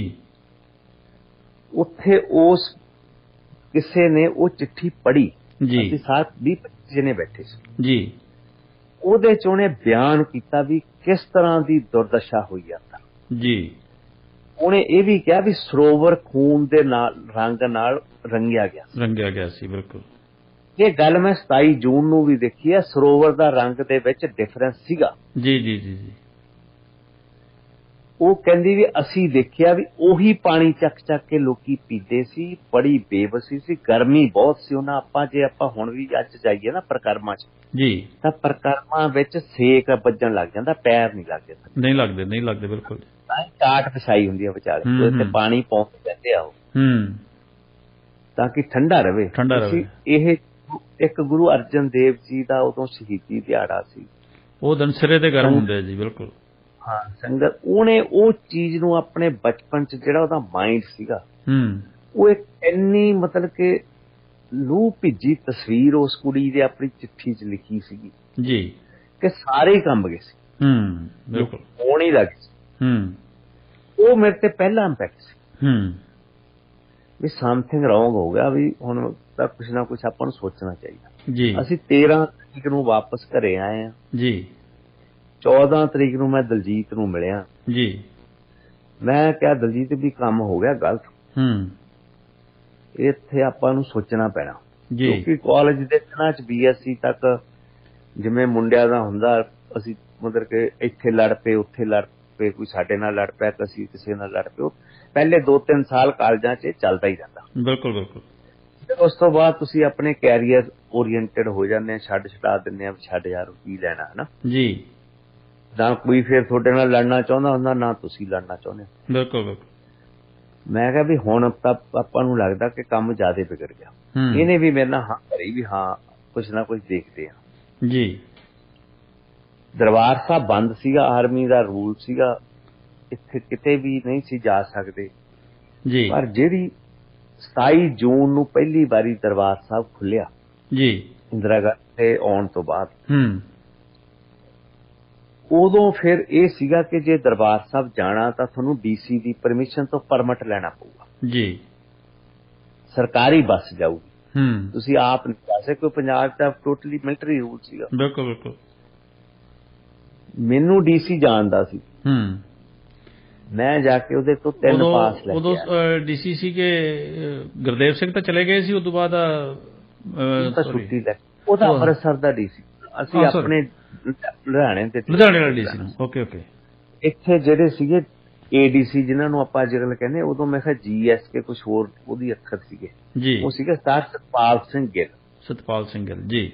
ਸੁਖਪਾਲ ਸਿੰਘ ਗਿੱਲ, ਸਰਦਾਰ ਅਮਰੀਕ ਸਿੰਘ ਪੁੰਨੀ ਜਿਹੜੇ ਕਿ ਹੋਮ ਸੈਕਟਰੀ ਸੀ 1984 ਚ ਜੀ। ਉਹਨਾਂ ਨੇ ਸਰਦਾਰ ਹਰਦਿਆਲ ਸਿੰਘ ਨੇ, ਉਹ ਵੀ IAS ਸੀਗੇ ਜੀ, ਤੇ ਸਰਦਾਰ ਸਵਰਨ ਸਿੰਘ ਬੋਪਰ ਆਏ ਨੇ ਜੀ। ਇਹਨਾਂ ਨੇ ਰੋਸ ਵਜੋਂ ਜਦੋਂ ਦਰਬਾਰ ਸਾਹਿਬ ਤੇ ਅਟੈਕ ਹੋਇਆ, ਇਹ ਛੁੱਟੀ ਤੇ ਚਲੇ ਗਏ ਸੀ। ਇਹਨਾਂ ਨੌਕਰੀ ਨਹੀਂ ਸੀ ਛੱਡੀ, ਛੁੱਟੀ ਤੇ ਚਲੇ ਗਏ ਸੀ ਜੀ। ਇਹ ਸੁਖਪਾਲ ਸਿੰਘ ਗਿੱਲ ਅਮਰੀਕ ਸਿੰਘ ਪੁੰਨੀ ਦਾ ਜਵਾਈ ਆ ਜੀ, ਅਜੇ ਵੀ ਜਿਉਂਦਾ ਹੈ। ਸਰਦਾਰ ਪੁੰਨੀ ਤਾਂ ਗੁਜ਼ਰ ਚੁੱਕੇ ਆ ਜੀ। ਇਹ ਕਿਉਂਕਿ ਐਗਰੀਕਲਚਰ ਦਾ ਗ੍ਰੈਜੂਏਟ ਸੀਗਾ, ਸਮ ਹੋਏ ਮੈਨੂੰ ਜਾਣਦਾ ਸੀ। ਮੈਂ ਇਹਨਾਂ ਕੋਲੋਂ ਜਾ ਕੇ ਪਾਸ ਲਿਆ ਜੀ। ਅਸੀਂ ਅਗਲੇ 27 ਤਰੀਕ ਨੂੰ ਅਸੀਂ ਜਾ ਕੇ ਪਾਸਾਂ ਰਾਹੀਂ ਅਸੀਂ ਅੰਮ੍ਰਿਤਸਰ ਗਏ ਆ। ਸਾਨੂੰ ਹੌਲ ਬਾਜ਼ਾਰ ਗੇਟ ਤੇ ਲਾਤਾ ਬੱਸ ਨੇ। ਹੌਲ ਬਾਜ਼ਾਰ ਗੇਟ ਤੋਂ ਲੈ ਕੇ ਆਲ ਦਾ ਵੇ ਟੂ ਦਾ ਦਰਬਾਰ ਸਾਹਿਬ ਤੇ ਪਰਿਕਰਮਾ, ਤੁਸੀਂ 1 ਸਟੈਪ ਚੱਲਣ ਲਈ ਸਾਨੂੰ ਸਵੇਰ ਦੇ ਅਸੀਂ 9 ਵਜੇ ਤੇ ਗਏ, ਸ਼ਾਮ ਨੂੰ 6 ਵਜੇ ਅਸੀਂ ਵਾਪਸ ਹੌਲ ਬਾਜ਼ਾਰ ਆਏ ਜੀ। ਇਹਨੂੰ ਤੁਸੀਂ ਅੰਦਾਜ਼ਾ ਲਾ ਲਓ ਵੀ ਕਿੰਨਾ ਸਿੱਖਾਂ ਦਾ ਹਜੂਮ ਸੀਗਾ। ਮੈਂ 1974 ਦੀ ਕਾਰ ਸੇਵਾ ਦੇਖੀ ਆ ਸਰੋਵਰ ਦੀ, ਉਹ 50 ਸਾਲ ਬਾਅਦ ਹੁੰਦੀ ਆ ਜੀ। ਉਦੋਂ ਵੀ ਬਹੁਤ ਰਸ਼ ਹੁੰਦਾ, ਪਰ ਜਿਹੜਾ ਰਸ਼ ਮੈਂ 84 ਚ ਦੇਖਿਆ, ਮੈਂ ਨਹੀਂ ਏਦਾਂ ਦਾ ਘੱਟ ਜੀ। ਬਲਕਿ ਕੋਈ ਗਿਣਤੀ ਨਹੀਂ ਸੀ, ਜਿਵੇਂ ਕੀੜੀਆਂ ਦੇ ਭੌਂ ਨਹੀਂ ਹੁੰਦੇ ਜੀ। ਬਿਲਕੁਲ। ਇਸ ਤਰ੍ਹਾਂ ਸਿੱਖਾਂ ਦਾ ਸੀ, ਤੇ ਹਰ ਇੱਕ ਦੇ ਮਨ ਵਿੱਚ ਅਫਸੋਸ ਸੀ, ਦੁੱਖ ਸੀ, ਮੋਰ ਓਵਰ ਇੱਕ ਦਰਦ ਸੀ ਜੀ। ਤੁਸੀਂ ਮਹਿਸੂਸ ਕਰਦੇ, ਕੋਈ ਕਿਸੇ ਨਾਲ ਗੱਲ ਨਹੀਂ ਸੀ ਕਰਦਾ, ਸਭ ਆਪਣੀ ਚਾਲ, ਸਭ ਨੂੰ ਉਤਸੁਕਤਾ ਸੀ ਵੀ ਜਾ ਕੇ ਮੈਂ ਦੇਖਾਂ ਜੀ। ਜਦੋਂ ਅਸੀਂ ਦਰਬਾਰ ਸਾਹਿਬ ਮੱਥਾ, ਕਿਉਂਕਿ ਲੰਗਰ ਵਾਲਾ ਪਾਸਾ ਬੁੰਗੇ ਜੀ, ਇੱਕ ਸਮੁੰਦਰੀ ਹਾਲ ਵਾਲਾ ਪਾਸਾ ਉੱਥੇ ਲਾਉਣ ਲੱਗ ਰਿਹਾ ਸੀ, ਉਹ ਸਾਰਾ ਸੜਿਆ ਹੋਇਆ ਸੀ, ਬੁੰਗੇ ਨੂੰ ਗੋਲਿਆਂ ਨਾਲ ਅੜਾਇਆ ਹੋਇਆ ਸੀ, ਉੱਤੇ ਟੈਂਕੀ ਵੀ ਉੱਡੀ ਹੋਈ ਉਤਲਾ ਪਾਸਾ, ਉਹ ਤੁਹਾਨੂੰ ਸਾਫ਼ ਦਿਖਦਾ ਸੀ। ਜੀ ਜੀ। ਜਦੋਂ ਅਸੀਂ ਮੱਥਾ ਟੇਕ ਕੇ ਅਸੀਂ ਅਕਾਲ ਤਖ਼ਤ ਸਾਹਿਬ ਸਾਹਮਣੇ ਆ ਕੇ ਅਸੀਂ ਉੱਥੇ ਆ ਕੇ ਖੜ ਗਏ, ਅਸੀਂ ਬਹੁਤ ਗੌਰ ਨਾਲ ਅਕਾਲ ਤਖ਼ਤ ਸਾਹਿਬ ਦੇਖਿਆ। ਮਤਲਬ ਕਿ ਲੱਗਦਾ ਸੀ ਕਿ ਅਸੀਂ ਕਿਸੇ ਜੰਗ ਦੇ ਮੈਦਾਨ 'ਚ ਖੜੇ ਜੀ। ਮੈਨੂੰ ਪੂਰਾ ਯਾਦ ਨਹੀਂ, ਪਰ ਮੇਰਾ ਖਿਆਲ ਫੌਜੀ ਉਦੋਂ ਅੰਦਰ ਖੜੇ ਸੀ ਜੀ, ਆਪ ਪੂਰੀ ਡਰੈਸ ਜੀ ਜੀ ਜੀ, ਕਿਉਂਕਿ ਉਹਨਾਂ ਦੇ ਕੰਟਰੋਲ ਥੱਲੇ ਸੀ, ਕੰਟਰੋਲ ਥੱਲੇ ਸਾਰਾ। ਅਜੇ ਤੱਕ ਤਾਂ ਉਹਨਾਂ ਦੇ ਹੱਥ 'ਚ ਸੀਗੀ ਸਾਰੀ ਗੱਲ ਜੀ। ਸਤੰਬਰ ਜਾ ਕੇ ਆਰਮੀ ਨੇ ਵਿਡਰਾਅ ਕੀਤਾ ਦਰਬਾਰ ਸਾਹਿਬ। ਇਹਨਾਂ ਨੇ ਮਤਲਬ ਅਸੀਂ ਉਹ ਦੇਖਿਆ ਸੀ, ਸ਼ਾਮ ਉਦਣ ਆਏ ਨਹੀਂ ਉਸ ਪਾਸੇ, ਅਸੀਂ ਮਤਲਬ ਹਾਂ ਪਰ ਉਸੇ ਸ਼ਾਮ ਸ਼ਾਇਦ ਵਾਪਸ ਆ ਗਏ, ਜਾਂ ਅਸੀਂ ਉੱਥੇ ਰੁਕ ਗਏ ਸੀ ਜੀ, ਕਿਸੇ ਦੇ ਹੋਰ ਦੇ ਘਰੇ ਠਹਿਰ ਗਏ ਸੀ ਜੀ। ਅਸੀਂ ਜਦੋਂ ਵਾਪਸ ਆਏ ਆ, ਅਸੀਂ ਰਾਹ 'ਚ ਵੀ ਕੋਈ ਗੱਲ ਨਹੀਂ ਕੀਤੀ ਜੀ। ਅਸੀਂ ਜਦੋਂ ਵਾਪਸ ਆਏ, ਮੈਂ ਤੇ ਦਲਜੀਤ ਨੇ ਅਸੀਂ ਸੋਚਿਆ ਵੀ, ਅਸੀਂ ਸੋਚ ਤਾਂ ਉੱਥੇ ਹੀ ਲਿਆ ਸੀ, ਪਤਾ ਪੰਗਾ ਤਾਂ ਲਵਾਂਗੇ ਇਹਦਾ ਜਵਾਬ ਤਾਂ ਦੇਵਾਂਗੇ ਜੀ, ਪਰ ਨਾ ਸਾਡੇ ਕੋਲੇ ਕੋਈ ਹਥਿਆਰ ਸੀ ਜੀ, ਨਾ ਸਾਨੂੰ ਕੋਈ ਸੂਝ ਸੀ ਜੀ, ਨਾ ਸਾਨੂੰ ਕੋਈ ਦੱਸਣ ਵਾਲਾ ਸੀ ਵੀ ਇਹਦਾ ਕਿਸ ਤਰ੍ਹਾਂ ਆਪਾਂ ਇਸ ਚੀਜ਼ ਦਾ ਜਵਾਬ ਦੇਵਾਂਗੇ। ਜੀ ਜੀ। ਕਿਉਂਕਿ ਛੋਟੇ ਹੁੰਦਿਆਂ ਤੋਂ ਵੱਡੇ ਹੁੰਦੇ ਤੱਕ ਸਾਖੀਆਂ ਤਾਂ ਸੁਣਦੇ ਆਏ ਸੀ ਨਾ। ਜੀ ਜੀ। ਸਾਡੇ ਵੀ ਕੋਈ ਸੁੱਖਾ ਸਿੰਘ ਮਤਾਬ ਸਿੰਘ ਹੁਣੀ ਹੋਏ ਆ। ਜੀ ਜੀ। ਸਾਡਾ ਵੀ ਕੋਈ ਬਾਬਾ ਬੰਦਾ ਸਿੰਘ ਬਹਾਦਰ ਹੋਇਆ। ਜੀ ਬਿਲਕੁਲ। ਸਾਡਾ ਵੀ ਕੋਈ ਬਾਬਾ ਦੀਪ ਸਿੰਘ ਹੋਇਆ। ਇਹ ਤਾਂ ਮਤਲਬ ਕਿ ਇਤਿਹਾਸ ਸੀਗਾ ਆਪਣਾ, ਬੜਾ ਲੰਮਾ ਇਤਿਹਾਸ ਆ। ਜੀ ਜੀ ਜੀ। ਉਸ ਚੀਜ਼ ਦਾ ਬਹੁਤ ਗਹਿਰਾ ਪ੍ਰਭਾਵ ਸੀ। ਜੀ ਜੀ। ਟੁੱਕ ਇਸ ਜਿਹੜੇ ਸਾਨੂੰ ਕਾਫੀ ਦਿਨ ਲੱਗੇ ਆਪਣੇ ਆਪ ਨੂੰ, ਉਸ ਜਿਹੜੀ ਪਿਕਚਰ ਸੀ ਨਾ, ਇੰਨੀ ਗਰੂਸਮ ਪਿਕਚਰ ਸੀ ਜਿਹੜੀ ਅਕਾਲ ਤਖ਼ਤ ਸਾਹਿਬ ਦੀ। ਜੀ। ਕਾਲਾ ਹੋਇਆ ਹੋਇਆ ਸੀਗਾ, ਵੱਡੇ ਵੱਡੇ ਮਘੋਰੇ ਸੀ। ਜੀ। ਉੱਤੋਂ ਤੱਕ ਗੋਬਿੰਦ ਤੱਕ ਗੋਲੇ ਵੱਜੇ ਹੋਏ ਸੀ, ਥੱਲੇ ਤੱਕ ਬਿਲਕੁਲ। ਜਿਵੇਂ ਆਪਾਂ ਦੇਖਦੇ ਹੁੰਦੇ ਆ ਹੁਣ, ਜਿਵੇਂ ਯੂਕਰੇਨ ਚ ਤੁਹਾਨੂੰ ਫੋਟੋਆਂ ਆ ਰਹੀਆਂ ਕਿਵੇਂ ਗੋਲਿਆਂ ਨਾਲ ਬਿਲਡਿੰਗਾਂ ਉੱਡਣਗੀਆਂ, ਸੇਮ ਪਿਕਚਰ। ਜੀ ਜੀ ਬਿਲਕੁਲ। ਇੱਕ ਸਾਈਡ ਹੀ ਉੱਡ ਗਈ ਸੀ, ਇੱਕ ਸਾਈਡ ਉੱਡੀ ਹੋਈ ਸੀਗੀ ਜਿਹੜੀ ਤੀਜਾ ਹਿੱਸਾ। ਹਾਂਜੀ ਹਾਂਜੀ। ਸਾਈਡ ਤੇ ਅੱਧ ਤੋਂ ਜ਼ਿਆਦਾ। ਹਾਂਜੀ ਹਾਂ ਬਿਲਕੁਲ। ਇੱਕ ਸਾਈਡ ਤਾਂ ਬਿਲਕੁਲ ਹੀ ਹੈ ਨਹੀਂ ਸੀ, ਵੱਡੇ ਵੱਡੇ ਮਗੋਰੇ ਜਿਹੜੇ ਆ ਉਹ ਵੱਡੇ ਵੱਡੇ ਗੁੰਬਦ ਦੇ ਵਿੱਚ ਵੀ ਸੀਗੇ। ਬਿਲਕੁਲ ਹਾਂ ਜੀ। ਖੜਾ ਸਾਹਿਬ ਠੀਕ ਸੀ, ਖੜਾ ਸਾਹਿਬ ਬਿਲਕੁਲ ਠੀਕ ਸੀਗਾ ਜਿੱਥੋਂ ਫਾਊਂਡੇਸ਼ਨਸ ਨੇ। ਜੀ ਜੀ ਜੀ। ਕਿਉਂਕਿ ਮੈਂ ਥੱਲੇ ਜਾ ਕੇ ਤਾਂ ਦੇਖਿਆ ਨਹੀਂ ਅਕਾਲ ਤਖ਼ਤ ਸਾਹਿਬ, ਜੇ ਅਕਾਲ ਤਖ਼ਤ ਸਾਹਿਬ ਦੇ ਅੰਦਰ ਜਾਣ ਵੀ ਨਹੀਂ ਸੀ ਦਿੰਦੇ ਜੀ, ਪੌੜੀਆਂ ਨਹੀਂ ਸੀ ਚੜ੍ਹਨ ਦਿੰਦੇ। ਪਰ ਬਦਕਿਸਮਤੀ ਆਪਣੀ ਸਿੱਖ ਕੌਮ ਦੀ ਇਹ ਹੈ ਕਿ ਆਪਣੇ ਕੋਲ ਐਡੀ ਇਤਿਹਾਸਕ ਘਟਨਾ ਹੋਈ ਜੀ, ਆਪਾਂ ਉਹਨੂੰ ਐਜ਼ ਏ ਮੈਮੋਰੀਅਲ ਵਜੋਂ ਪ੍ਰੀਜ਼ਰਵ ਨਹੀਂ ਕਰਾ ਸਕੇ। ਬਿਲਕੁਲ। ਪਰ ਇੰਡੀਅਨ ਗਵਰਨਮੈਂਟ ਇਸ ਚੀਜ਼ ਦੀ ਮਹੱਤਤਾ ਸਮਝਦੀ ਸੀ, ਤਾਂ ਹੀ ਇੰਦਰਾ ਗਾਂਧੀ ਨੇ 15 ਜੂਨ ਨੂੰ ਹੀ ਸਰਦਾਰ ਤਰਲੋਚਨ ਸਿੰਘ ਜੀ ਕਿ ਗਿਆਨੀ ਜੈਲ ਸਿੰਘ ਦਾ ਉਦੋਂ ਸੈਕਟਰੀ ਸੀਗਾ, ਬਾਅਦ ਚੋਂ national human rights commission minority commission ਦੇ ਚੇਅਰਮੈਨ ਵੀ ਬਣਿਆ, ਅਜੇ ਵੀ ਜਿਉਂਦੇ ਨੇ। ਉਹਨਾਂ ਨੂੰ ਆਪਣੇ ਘਰ ਬੁਲਾਇਆ। ਬੂਟਾ ਸਿੰਘ ਨੂੰ ਉਦੋਂ ਹੋਮ ਮਿਨਿਸਟਰ ਸੀ, ਉਹਨੂੰ ਬੁਲਾਇਆ। ਇਹਨਾਂ ਦੋਨਾਂ ਹਵਾਈ ਜਹਾਜ਼ ਰਾਹੀਂ ਜੀ ਫਲਾਈਟ ਕਰਾਇਆ ਅੰਮ੍ਰਿਤਸਰ। ਇਹਨਾਂ ਨੂੰ ਆ ਕੇ ਸਿੰਘ ਸਾਹਿਬ ਨਾਲ ਮੀਟਿੰਗ ਕੀਤੀ ਤੇ ਇਹਨਾਂ ਸਿੰਘ ਸਾਹਿਬਾਂ ਨੂੰ ਇੰਦਰਾ ਗਾਂਧੀ ਵੱਲੋਂ ਦੱਸਿਆ ਗਿਆ, ਜਿਹੜੀ ਕਿ ਜੀ ਹਜੂਰ ਜਥੇਦਾਰ ਕਿਰਪਾਲ ਸਿੰਘ ਸਿੰਘ ਸਾਹਿਬ ਸਿੰਘ ਹੁਣੀ ਤੇ ਹੋਰ ਜਿਹੜੇ 3 ਹੋਰ ਸੀ ਸਿੰਘ ਸਾਹਿਬ, ਉਹਨਾਂ ਨੇ ਇਹ ਗੱਲ ਮੰਨੀ ਕਿ ਜੀ ਪਹਿਲਾ ਕੰਮ ਇਹ ਕਰੋ ਕਿ ਆਹ ਅਕਾਲ ਤਖ਼ਤ ਸਾਹਿਬ ਬਣਾ ਲਓ, ਕਿਤੇ ਨਿਸ਼ਾਨੀ ਨਾ ਰਹਿ ਜੇ ਸਿੱਖਾਂ ਦੀ। ਜਿਵੇਂ ਆਪਣੇ ਤੋਂ ਲਾਹੌਰ ਖੋਲਿਆ, ਹਾਂ ਬਿਲਕੁਲ, ਇਹਨਾਂ ਦੀ ਇਹ ਕੋਈ ਨਿਸ਼ਾਨੀ ਨਾ ਰਹੇ ਜਿਹਦੇ ਕਰਕੇ ਸਿੱਖ ਆਪਣੀ ਦੁਆਰਾ ਚੰਗਿਆੜੀ ਲੈਣ। ਉਹ ਪੈਰਾਂ 'ਚ ਕੁਹਾੜੀਆਂ ਆਪਣੇ ਜਥੇਦਾਰਾਂ ਨੇ ਮਾਰੀਆਂ। ਬਿਲਕੁਲ। ਤਾਂ ਹੀ ਤਾਂ ਅੱਜ ਮੈਂ ਜਦੋਂ ਇਹਨੂੰ ਅਨਾਊਂਸ ਹੋਇਆ, ਕੱਲ ਮੇਰੀ ਜੀ ਨਿਊਜ਼ ਦੀ ਉਦੋਂ ਇੰਟਰਵਿਊ ਸ਼ੁਰੂ ਹੋਣੀ ਸੀ, ਜਦੋਂ ਅਨਾਊਂਸ ਹੋਇਆ ਕਿ ਜ਼ੈਡ ਸਿਕਿਉਰਿਟੀ ਦੇਤੀ ਜਥੇਦਾਰ, ਮੈਂ ਉਸੇ ਟਾਈਮ ਤੇ ਪਰਸਨਲ ਅਸਿਸਟੈਂਟ ਜਿਹੜਾ ਸੁਖਬੀਰ ਬਾਦਲ ਦਾ, ਮੈਂ ਉਹਨੂੰ ਮੈਸੇਜ ਲਿਖਿਆ, ਮੇਰੇ ਕੋਲ ਹਜੇ ਵੀ ਉਹਦਾ ਜਵਾਬ ਨਹੀਂ ਪਿਆ। ਉਹ ਮੈਂ ਕਿਹਾ ਬਲੰਡਰ, ਬਹੁਤ ਵੱਡਾ ਬਲੰਡਰ ਹੋ ਜਾਊਗਾ ਜੇ ਸਿਕਿਉਰਿਟੀ ਲੈ ਗਏ ਜੀ, ਕਿ ਸਿੱਖ ਇੰਨੇ ਨਹੀਂ ਮਰ ਗਏ ਕਿ ਆਪਣਾ ਜਥੇਦਾਰ ਜੋ ਵੀ ਆ ਭਾਵੇਂ ਤੁਸੀਂ ਬਣਾਇਆ, ਕਿ ਉਹਦੀ ਪ੍ਰੋਟੈਕਸ਼ਨ ਅਸੀਂ ਨਹੀਂ ਕਰ ਸਕਦੇ। ਬਿਲਕੁਲ। ਇਦੋਂ ਪੰਜਾਬ ਪੁਲਿਸ ਦੀ ਪ੍ਰੋਟੈਕਸ਼ਨ ਲੈ ਲਾ, ਘੱਟੋ ਘੱਟ ਸਿੱਖ ਤਾਂ ਹੈਗੇ ਆਪਣੇ ਪੰਜਾਬ ਪੁਲਿਸ ਵਾਲੇ। ਜੀ ਬਿਲਕੁਲ ਬਿਲਕੁਲ। ਵੀ ਚਿਹਰੇ ਤਾਂ ਸਿੱਖ ਆ ਉਹਨਾਂ ਦੇ। ਉਹਨੇ ਮੈਨੂੰ ਜਵਾਬ ਦਿੱਤਾ ਵੀ ਮੈਂ ਹੁਣੇ ਇਮੀਡੀਏਟਲੀ ਟਾਕ ਕਰਦਾ ਹੈਗਾ, ਬਾਕੀ ਰੱਬ ਮਿਹਰ ਕਰੂਗਾ ਜੀ। ਪਰ ਚਲੋ ਸ਼ੁਕਰ ਆ ਵੀ ਜਥੇਦਾਰ ਅਕਾਲ ਤਖ਼ਤ ਸਾਹਿਬ ਨੇ ਇਸ ਚੀਜ਼ ਨੂੰ ਇਨਕਾਰ ਕਰਤਾ। ਬਿਲਕੁਲ ਬਿਲਕੁਲ।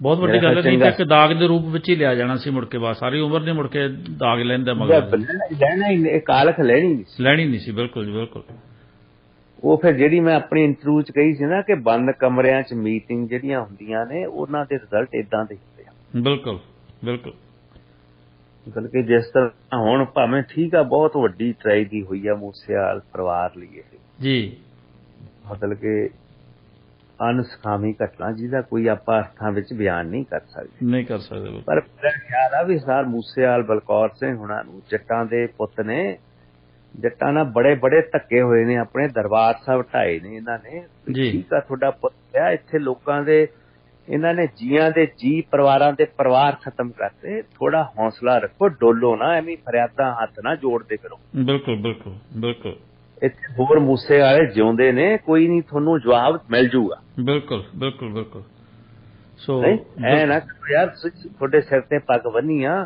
ਜੀ ਐ ਨਾ ਕਰੋ ਯਾਰ ਜੀ ਵੀ ਅੱਜ ਅਮਿਤ ਸ਼ਾਹ ਆ ਰਿਹਾ ਅਮਿਤ ਸ਼ਾਹ ਕੋਲੇ ਫਰਿਆਦ ਕਰਨ ਜਾਣਾ ਕੱਲ ਮਾਂ ਭਗਵੰਤ ਮਾਨ ਗਿਆ ਉਹਨੇ ਸਾਰਾ ਪਿੰਡ ਹੀ ਉਹਨੂੰ ਬਦਲ ਕੇ ਇੱਕ ਜੇਲ੍ਹ ਚ ਬਦਲਤਾ ਸੀਗਾ ਬਿਲਕੁਲ ਭਗਵੰਤ ਮਾਨ ਵਿਅੰਗ ਕਰਦਾ ਹੁੰਦਾ ਸੀ ਪ੍ਰਕਾਸ਼ ਸਿੰਘ ਬਾਦਲ ਹੋਣਾ ਤੇ ਕਿ ਤੁਸੀਂ ਲੋਕਾਂ ਤੋਂ ਡਰਦੇ ਆ ਤਾਂ ਘਰੇ ਬੈਠੋ ਜੇ ਤੁਹਾਨੂੰ ਮਹਾਰਾਜਾ ਡਰ ਲੱਗਦਾ ਤਾਂ ਆਪਣੇ ਮਹਿਲਾਂ ਚ ਰਹੋ ਤੇ ਹੁਣ ਤੁਸੀਂ ਜਿਹੜੇ ਮਹਿਲਾਂ ਚ ਆ ਕੇ ਲੋਕਾਂ ਨੂੰ ਐ ਮਤਲਬ ਡੰਗਰ ਨਹੀਂ ਬੰਨ ਕੇ ਅੰਦਰ ਬੰਨੇ ਹੁੰਦੇ ਬਿਲਕੁਲ ਮੋਢੇ ਨਾਲ ਮੋਢਾ ਜੋੜ ਕੇ ਪੁਲਿਸ ਵਾਲਾ ਖੜਾ ਕਿਹਦੇ ਤੋਂ ਡਰ ਰਿਹਾ ਭਗਵੰਤ ਮਾਨ ਬਿਲਕੁਲ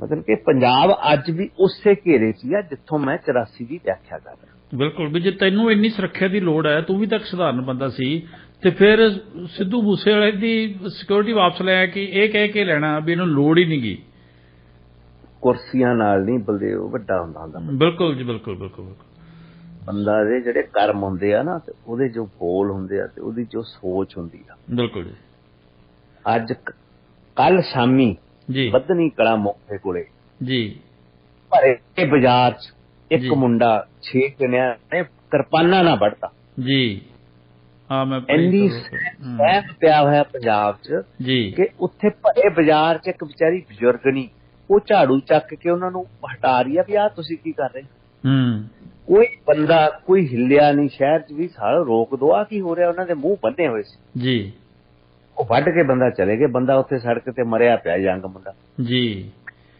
ਨਸ਼ਿਆਂ ਨਾਲ ਤਾਂ ਮਾਰੀ ਰਿਹਾ ਪੰਜਾਬ ਬਿਲਕੁਲ ਆ ਜਿਹੜੀ ਬੇਕਿਰਕ ਵਾਇਲੈਂਸ ਅੱਜ 6 ਦਿਨ ਹੋ ਗਏ ਮੂਸੇਵਾਲੇ ਦੇ ਕਤਲ ਨੂੰ ਜੀ ਇਹਨਾਂ ਤੋਂ ਹਜੇ ਤੱਕ ਬੰਦਿਆਂ ਦੀਆਂ ਤਸਵੀਰਾਂ ਵੀ ਇਹਨਾਂ ਕੋਲ ਪਤਾ ਨਹੀਂ ਕੋਈ ਫਤਿਹਬਾਦ ਤੋਂ ਆ ਰਹੀਆਂ ਕਦੀ ਕਿਤੋਂ ਮੈਨੂੰ ਕੱਲ ਜੀ ਨਿਊਜ਼ ਵਾਲੇ ਵੀ ਦੱਸ ਰਹੇ ਸੀ ਜੀ ਵੀ ਇਹਨਾਂ ਕੋਲ ਕੋਈ ਕਲੂ ਹੀ ਹੈ ਨਹੀਂਗਾ ਕੁਛ ਵੀ ਨਹੀਂਗਾ ਹਾਂ ਬਿਲਕੁਲ ਖਾਲੀ ਹੱਥ ਹੈ ਇਹਨਾਂ ਕੋਲ ਹਨੇਰੇ 'ਚ ਤੀਰ ਛੱਡੀ ਜਾਂਦੇ ਹਾਂ ਕਬੱਡੀ ਵਾਲਾ ਬੰਦਾ ਮਾਰਿਆ ਸੀ ਦੰਗਲ ਅੰਬੀਆਂ ਹਾਂਜੀ ਨਾ ਉਹਦੇ ਸ਼ੂਟਰ ਲੱਭਿਆ ਨਾ ਇਹਨਾਂ ਨੂੰ ਲੱਭਿਆ ਸ਼ੂਟਰ ਮਿੱਦੂ ਖੇੜੇ ਵਾਲੇ ਜੀ ਇਹ ਤਾਂ ਰੀਸੈਂਟ ਨੇ ਜੀ ਬਿਲਕੁਲ ਸੋ ਗਿਲ ਸਾਹਿਬ ਇੱਕ ਛੋਟਾ ਜਿਹਾ ਜੀ ਮਤਲਬ ਕਿ ਉਹ ਕਹਿੰਦਾ ਵੀ ਇਦਾਂ ਦੇ ਮਾਰੂ ਹਥਿਆਰ ਜਿਹੜੇ ਮੂਸੇਵਾਲੇ ਤੇ ਚੱਲੇ ਆ ਉਹ ਹੁਣ ਤਾਂ ਸਾਰੇ ਕਹਿਣ ਲੱਗੇ ਜੀ ਕਿ ਭਾਵੇਂ ਬੁਲਟ ਪ੍ਰੂਫ ਗੱਡੀ ਵੀ ਹੁੰਦੀ ਤਾਂ ਵੀ ਵੱਢ ਦੇਣਾ ਸੀ ਉਹ ਬਿਲਕੁਲ ਇਹਦੀ ਸਿਕਿਉਰਿਟੀ ਹਟਣ ਤੋਂ ਪਹਿਲੇ ਤੋਂ ਹੀ ਇਹਦੇ ਮਗਰ ਲੱਗੇ ਹੋਏ ਸੀ ਜੀ ਬਿਲਕੁਲ ਸੀਰੀਅਸ ਇਹ ਚੋਹੀ ਇਹ ਕਰ ਰਹੇ ਨੇ ਗੱਲਾਂ ਇਹ ਬੈਡ ਲੈਕ ਆਫ ਮੈਂ ਕਿਹਾ ਸੀ ਸਟੇਜ ਜਿਹੜੀ ਹੁੰਦੀ ਆ ਸਟੇਟ ਕਰਾਫਟ ਜੀ ਰਾਜ ਨੂੰ ਰਾਜ ਕਰਨ ਦੀ ਪ੍ਰਤੀ ਜਿਹੜੀ ਹੈ ਜੀ ਉਹ ਮਿਸਿੰਗ ਆ ਬਿਲਕੁਲ ਗਿਲ ਸਾਹਿਬ ਮੇਰਾ ਅਗਲਾ ਸਵਾਲ ਤੁਹਾਨੂੰ ਇਹ ਸੀਗਾ ਕਿ ਸੁੱਖੇ ਜਿੰਦੇ ਹੁਣਾਂ ਨਾਲ ਜਾਂ ਇਸ ਪੂਰੀ ਟੀਮ ਦੇ ਨਾਲ ਬਿੱਟੂ ਹੁਣਾਂ ਨਾਲ ਇਹ ਸੰਪਰਕ ਤੁਹਾਡਾ ਸੁੱਖੇ ਜਿੰਦੇ ਹੁਣਾਂ ਨਾਲ ਕਦੋਂ ਹੁੰਦਾ ਜੀ ਉਹ ਤਾਂ ਬਹੁਤ ਬਾਅਦ ਚ ਹੋਇਆ ਜੀ ਕਿ 84 ਜਦੋਂ ਦਰਬਾਰ ਸਾਹਿਬ ਤੋਂ ਸੋਚਦਾ ਉਦੋਂ ਉੱਥੇ ਸੋਚ ਕੇ ਆਏ ਸੀ ਵੀ ਹੁਣ ਰਾਤ ਆਪਣਾ ਆਹੀਗਾ ਜੀ ਬਈ ਪੰਗਾ ਲਵਾਂਗੇ ਸਰਕਾਰ ਨਾਲ ਬਿਲਕੁਲ ਉਸ ਚੀਜ਼ ਦੇ ਚੱਲਦਿਆਂ ਮਤਲਬ ਕਿ ਸਾਨੂੰ ਕੁਝ ਸਮਾਂ ਲੱਗ ਗਿਆ ਕਿ ਨਾ ਅਸੀਂ ਕਿਸੇ ਨੂੰ ਜਾਣਦੇ ਸੀਗੇ ਜਿਹੜਾ ਕੋਈ ਸੰਤਾਂ ਦੇ ਨਾਲ ਰਿਹਾ ਹੋ ਜੀ ਜਾਂ ਉਸ ਸੰਘਰਸ਼ ਨਾਲ ਕਿਸੇ ਦਾ ਸੰਬੰਧ ਹੋਵੇ ਜੀ ਪਰ ਹੌਲੀ ਇਸ ਤਰ੍ਹਾਂ ਦੀ ਪ੍ਰਵਿਰਤੀ ਬਣ ਗਈ ਜੀ ਹਰਜਿੰਦਰ ਜਿੰਦੇ ਹੁਣੀ ਉਹਨਾਂ ਉਸ ਸਮੇਂ ਵਿੱਚ ਇਹ ਪਾਕਿਸਤਾਨ ਚਲੇ ਗਏ ਸੀ ਜੀ ਇਹ ਵੀ ਤੇ ਸੁਖਦੇਵ ਤਾਂ ਸੀਗਾ ਰਾਜਸਥਾਨ ਦਾ ਹਰਜਿੰਦਰ ਸੀ ਅੰਮ੍ਰਿਤਸਰ ਦਾ ਜੀ ਹਰਜਿੰਦਰ ਪਹਿਲੇ ਜਿੰਦਾ ਸੰਤਾਂ ਤੇ ਜਾਂਦਾ ਹੁੰਦਾ ਸੀ ਲਿੰਕ ਸੀ ਜੀ ਜਿਹੜਾ ਸੁਖਦੇਵ ਆ ਉਹਨੇ ਨਹੀਂ ਸੀ ਕਦੀ ਮਿਲਿਆ ਸੰਤਾਂ ਨੂੰ। ਉਹ ਰਾਜਸਥਾਨ 'ਚ ਹੀ ਪੜ੍ਹਦਾ ਸੀ, ਉਦੋਂ ਸਟੂਡੈਂਟ ਸੀਗਾ। ਜੀ ਜੀ ਉਹ ਸਮਹਾਉ ਜਿਹੜਾ ਕੋਈ ਜਿੰਦੇ ਦਾ ਰਿਸ਼ਤੇਦਾਰ ਸੀ ਬਲਵਿੰਦਰ, ਉਹ ਤੇ ਸੁਖਦੇਵ ਕੋਲੇ ਪਿੰਡ ਸੀ ਉਹਨਾਂ ਦੇ। ਜੀ ਜੀ ਜੀ ਇਹ ਚਲੇ ਗਏ ਸੀ ਪਾਕਿਸਤਾਨ ਜੀ ਕੁਝ ਸਮੇਂ ਲਈ। ਜੀ ਜੀ ਮਤਲਬ ਇਹ ਨਹੀਂ ਮੈਨੂੰ ਪਤਾ ਵੀ ਜੂਨ ਤੋਂ ਕਾਫੀ ਚਿਰ ਬਾਅਦ ਚ ਗਏ 84 ਜੀ ਜੀ 84 ਦਿੱਲੀ ਤੋਂ ਬਾਅਦ ਚ ਗਏ ਆ ਸ਼ਾਇਦ, ਜੀ। ਜਾਂ ਦਿੱਲੀ ਵੇਲੇ ਇੱਥੇ ਮੈਨੂੰ ਪੱਕਾ ਨਹੀਂ ਪਤਾ। ਜੀ ਜੀ ਸਾਨੂੰ ਇਹਨਾਂ ਦੇ ਨਾਲ ਦਾ ਬੰਦਾ ਜਿਹੜਾ ਮੇਨ ਬੰਦਾ ਸੀਗਾ ਬੜਾ ਮਸ਼ਹੂਰ ਹੋਇਆ ਮਥੁਰਾ ਸਿੰਘ ਦੇ ਨਾਮ ਤੇ। ਮਥੁਰਾ ਸਿੰਘ ਸੀ, ਹਾਂ ਜੀ ਸੀ ਬਿਲਕੁਲ। ਹਾਂ ਹਰਵਿੰਦਰ ਸਿੰਘ ਸੀਗਾ ਉਹ। ਸਾਨੂੰ ਥਰੂ ਕਿਸੇ ਕੰਟੈਕਟ ਰਾਹੀਂ ਸਾਨੂੰ ਆ ਕੇ ਉਹ ਮਿਲਿਆ। ਪਰ ਉਦੋਂ ਤੱਕ ਅਸੀਂ ਮਤਲਬ ਕਿ ਆਪਣੇ ਆਪ ਤਿਆਰੀ ਚ ਲੱਗੇ ਹੋਏ ਸੀ। ਪਰ ਅਸੀਂ ਇਹ ਦੋਨਾਂ ਨੇ ਸੋਚ ਲਿਆ ਸੀ, ਮੈਂ ਤੇ ਦਲਜੀਤ ਨੇ, ਪਹਿਲੇ ਆਪਾਂ ਆਪਣੀ ਜਿਹੜੀ ਡਿਗਰੀ ਆ ਇਹਨੂੰ ਵਿਲੇ ਲਾ ਦਈਏ ਜੀ, ਬਈ ਇਹ ਆਪਾਂ ਪੜ੍ਹਾਈ ਵੀ ਜਾਰੀ ਰੱਖਣੀ ਆ, ਆਹ ਕੰਮ ਵੀ ਆਪਾਂ ਕਰਦੇ ਰਹਿਣਾ। ਮੀਨ ਟਾਈਮ ਅਸੀਂ ਅੰਮ੍ਰਿਤ ਵੀ ਛਕ ਲਿਆ ਜੀ। ਉਹ ਸੀ ਜਦੋਂ ਦਿੱਲੀ ਵਾਲਾ ਕੰਮ ਹੋਇਆ। ਜੀ ਜੀ ਜੀ ਦਿੱਲੀ ਕਾਰਨੇਜ ਹੋਈ ਉਸ ਤੋਂ ਬਾਅਦ ਉਹ ਮਤਲਬ ਕਿ ਪਰ ਕਿਸੇ ਨੂੰ ਬਾਹਰ ਪਤਾ ਨਹੀਂ ਸੀ ਕਿ ਅਸੀਂ ਅੰਮ੍ਰਿਤ ਛਕ ਲਿਆ, ਕਿਉਂਕਿ ਅਸੀਂ ਕਦੀ ਕਿਰਪਾਨ ਹੈ ਓਪਨਲੀ ਪਾਈ ਨਹੀਂ ਸੀ ਜੀ। ਇਸ ਤੋਂ ਮਿਲਣ ਕਰਕੇ ਸਾਡੇ ਇਹਨਾਂ ਨਾਲ ਸੰਬੰਧ ਬਣ ਗਏ ਸੀ ਜੀ। ਅਸੀਂ ਜਿੰਦੇ ਨੂੰ ਫਿਰ ਅਸੀਂ ਨਹੀਂ ਇਹਨਾਂ ਨੂੰ ਮਿਲੇ ਸੀ ਕਦੀ। ਜੀ ਜੀ ਪਰ ਉਹ ਮਥਰੇ ਹੁਣੀ ਤੇ ਉਹ ਪਹਿਲੇ ਤੋਂ ਇਕੱਠੇ ਸੀ, ਜਿੰਦੇ ਹੁਣੀ ਇਹ ਪੁਰਾਣੇ ਇਕੱਠੇ ਸੀ, ਪੁਰਾਣੇ ਸਾਥੀ ਸੀ। ਠੀਕ ਹੈ ਜੀ। ਜਿੰਦੇ ਨਾਲ ਉਹਨਾਂ ਦੇ ਪੁਰਾਣੇ ਸੰਬੰਧ ਸੀ, ਸੁਖਦੇਵ ਨਾਲ ਬਾਅਦ ਚ ਬਣੇ। ਫਿਰ ਸਮਾਂ ਚੱਲਦਾ ਗਿਆ। ਫਿਰ ਜਦੋਂ ਅਸੀਂ ਘਰੋਂ ਭੱਜੇ ਆ ਜੁਲਾਈ 1985 ਚ ਜੀ, ਉਦੋਂ ਅਸੀਂ ਖੁੱਲ੍ਹੇਆਮ ਬਾਹਰ ਆਏ, ਮੱਥਾ ਟੇਕ ਕੇ ਘਰੋਂ ਗਏ ਆ ਆਪਣੇ ਘਰਦਿਆਂ ਨੂੰ ਵੀ ਹੁਣ ਚੱਲੇ ਜੱਟ ਵੀ ਹੁਣ ਟਾਈਮ ਆ ਗਿਆ। ਉਦੋਂ ਤੱਕ ਅਸੀਂ ਆਪਣੇ ਆਪ ਨੂੰ ਪੂਰਾ ਪ੍ਰਪੇਅਰ ਕਰ ਲਿਆ ਸੀ ਜੀ। ਤਾਂ ਕੁਦਰਤ ਵਾਪਸ ਲੈ ਆਈ ਆਪਣੇ ਵੱਲੋਂ, ਤਾਂ ਮੱਥਾ ਟੇਕ ਕੇ ਗਏ ਸੀ। ਪਰ ਇਹ ਵੀ ਸੋਚ ਕੇ ਗਏ ਸੀ ਵੀ ਦਿੱਲੀ ਦਾ ਵੀ ਜਵਾਬ ਦਿਆਂਗੇ ਅਕਾਲ ਤਖਤ ਸਾਹਿਬ ਦਾ ਜੀ, ਕਿਉਂਕਿ ਇੰਦਰਾ ਗਾਂਧੀ ਉਦੋਂ ਮਰ ਚੁੱਕੀ ਸੀ। ਜੀ ਜੀ ਵੀ ਇਹ ਜੋ ਮਰਜ਼ੀ ਹੋ ਜੇ, ਕੁਛ ਵੀ ਹੋ ਜੇ, ਕੰਮ ਕਰਕੇ ਆਵਾਂਗੇ। ਬਾਕੀ ਅਸੀਂ ਕਹਿ ਸਕਦੇ ਹਾਂ ਵੀ ਜਿਹੜਾ ਹਰਿਮੰਦਰ ਸਾਹਿਬ ਤੇ ਜਿਹੜਾ ਬਲੂ ਸਟਾਰ ਤੋਂ ਦੇ ਉੱਤੇ ਬਲਦੀ ਦੇ ਉੱਤੇ ਤੇਲ ਪਾਇਆ ਜਿਹੜੇ ਕਤਲੇਆਮ ਨੇ। ਹਾਂ ਉਦੋਂ ਤਾਂ ਜਦਾਂ ਪਿਘਲ ਹੀ ਗਏ ਸੀ ਯਾਰ। ਜੀ ਜੀ ਕਿਉਂਕਿ ਮੈਂ 13 ਦਿਨਾਂ ਬਾਅਦ ਦਿੱਲੀ ਦੇਖੀ ਆ ਜੀ। ਦਿੱਲੀ ਦਾ ਇਹ ਸੀਗਾ ਵੀ ਦੇਖ ਕੇ ਤੁਹਾਨੂੰ ਮੈਂ ਮੰਜ਼ਰ ਦੱਸਦਾ। ਜਦੋਂ ਮੈਂ ਦਿੱਲੀ ਗਿਆ, ਪਾਪਾ ਜੀ ਉੱਥੇ ਘਿਰ ਗਏ ਸੀਗੇ ਜੀ। ਇਹ 4 ਦਿਨ ਰਹੇ ਆ। ਸਰਦਾਰ ਸੋਹਣ ਸਿੰਘ ਬਾਸੀ ਬੜਾ ਨਾਮੀ ਸੋਹਣ ਸਿੰਘ ਬਾਸੀ ਸੀਗੇ ਜੀ। ਕੰਟੀਨੈਂਟ ਕੰਸਟਰਕਸ਼ਨਸ ਦੇ ਮਾਲਕ ਸੀਗੇ। ਬੜਾ ਵੱਡਾ ਉਹਨਾਂ ਦਾ ਘਰ-ਬਾਰ ਸੀ, ਕਾਰੋਬਾਰ ਸੀ ਦਿੱਲੀ। ਉਹਨਾਂ ਦੇ ਘਰੇ ਠਹਿਰੇ ਹੋਏ ਸੀ ਪਾਪਾ, ਪਰ ਉਹਨਾਂ ਕੋਲੇ ਹਥਿਆਰ ਸੀ ਕਾਫੀ। ਕਰਾਊਡ ਪੈਂਦਾ ਰਿਹਾ ਕਿ ਨਾਮੀ ਬੰਦਾ ਸੀ ਉਹ ਜੀ, ਪਰ ਉਹਨਾਂ ਅੱਗੇ ਵਾਰ ਨਹੀਂ ਚੱਲੀ ਕਿਉਂਕਿ ਉਹਨਾਂ ਕੋਲ ਹਥਿਆਰ ਸੀ, ਕਿਉਂ ਵੀ ਫਾਇਰ ਹੁੰਦਾ ਸੀ। ਇਸ ਕਰਕੇ ਪਾਪਾ ਜੀ ਹੁਣੀ ਬਚ ਗਏ ਸੀ। ਇਹ ਵਾਪਸ ਸੇ ਤਾਂ ਫਿਰ ਆ ਕੇ ਮੈਂ ਵੈਸੇ ਪਤਾ ਨਹੀਂ ਕਿਉਂ ਮੈਂ 13 ਦਿਨਾਂ ਬਾਅਦ ਦਿੱਲੀ ਗਿਆ ਸੀਗਾ ਜੀ। ਮੈਂ ਉੱਥੇ ਜਾ ਕੇ ਆਹ ਮੰਜ਼ਲ ਦੇਖਿਆ ਸੀ ਵੀ वो लूहू रोई है आंखें जी के बताना मुश्किल जी, अब कोई ख्वाब इन आंखों में सजाना मुश्किल जी। ਬਈ ਉਹ ਦੇਖ ਕੇ ਲੱਗਦਾ ਸੀ ਵੀ ਐਸ ਭਾਰਤ ਨਾਲ ਆਪਾਂ ਕੇ ਰਲ ਕੇ ਸਾਡੇ ਲੀਡਰਾਂ ਨੇ ਸਾਨੂੰ ਇਹਨਾਂ ਦੇ ਆਲੇ ਦੁਆਲੇ ਬੰਨ੍ਹਤਾ। ਇਦੋਂ ਤਾਂ ਪਾਕਿਸਤਾਨ 'ਚ ਗੁਲਾਮੀ ਚੰਗੀ ਸੀ। ਬਿਲਕੁਲ। ਤੇ ਮੁਸਲਮਾਨਾਂ ਨਾਲ ਚਲੋ ਸਾਰੀ ਉਮਰ ਲੜਦੀ ਆਈ ਆਪਣੀ ਕੌਮ ਜੀ। ਦੇਖਿਆ ਜਾਂਦਾ ਜੋ ਹੁੰਦਾ ਨਾ ਹੁੰਦਾ, ਕਦੀ ਹਿੰਦੂ ਰਾਜ ਨਹੀਂ ਸੀ ਨਾ ਆਪਾਂ ਦੇਖਿਆ। ਬਿਲਕੁਲ।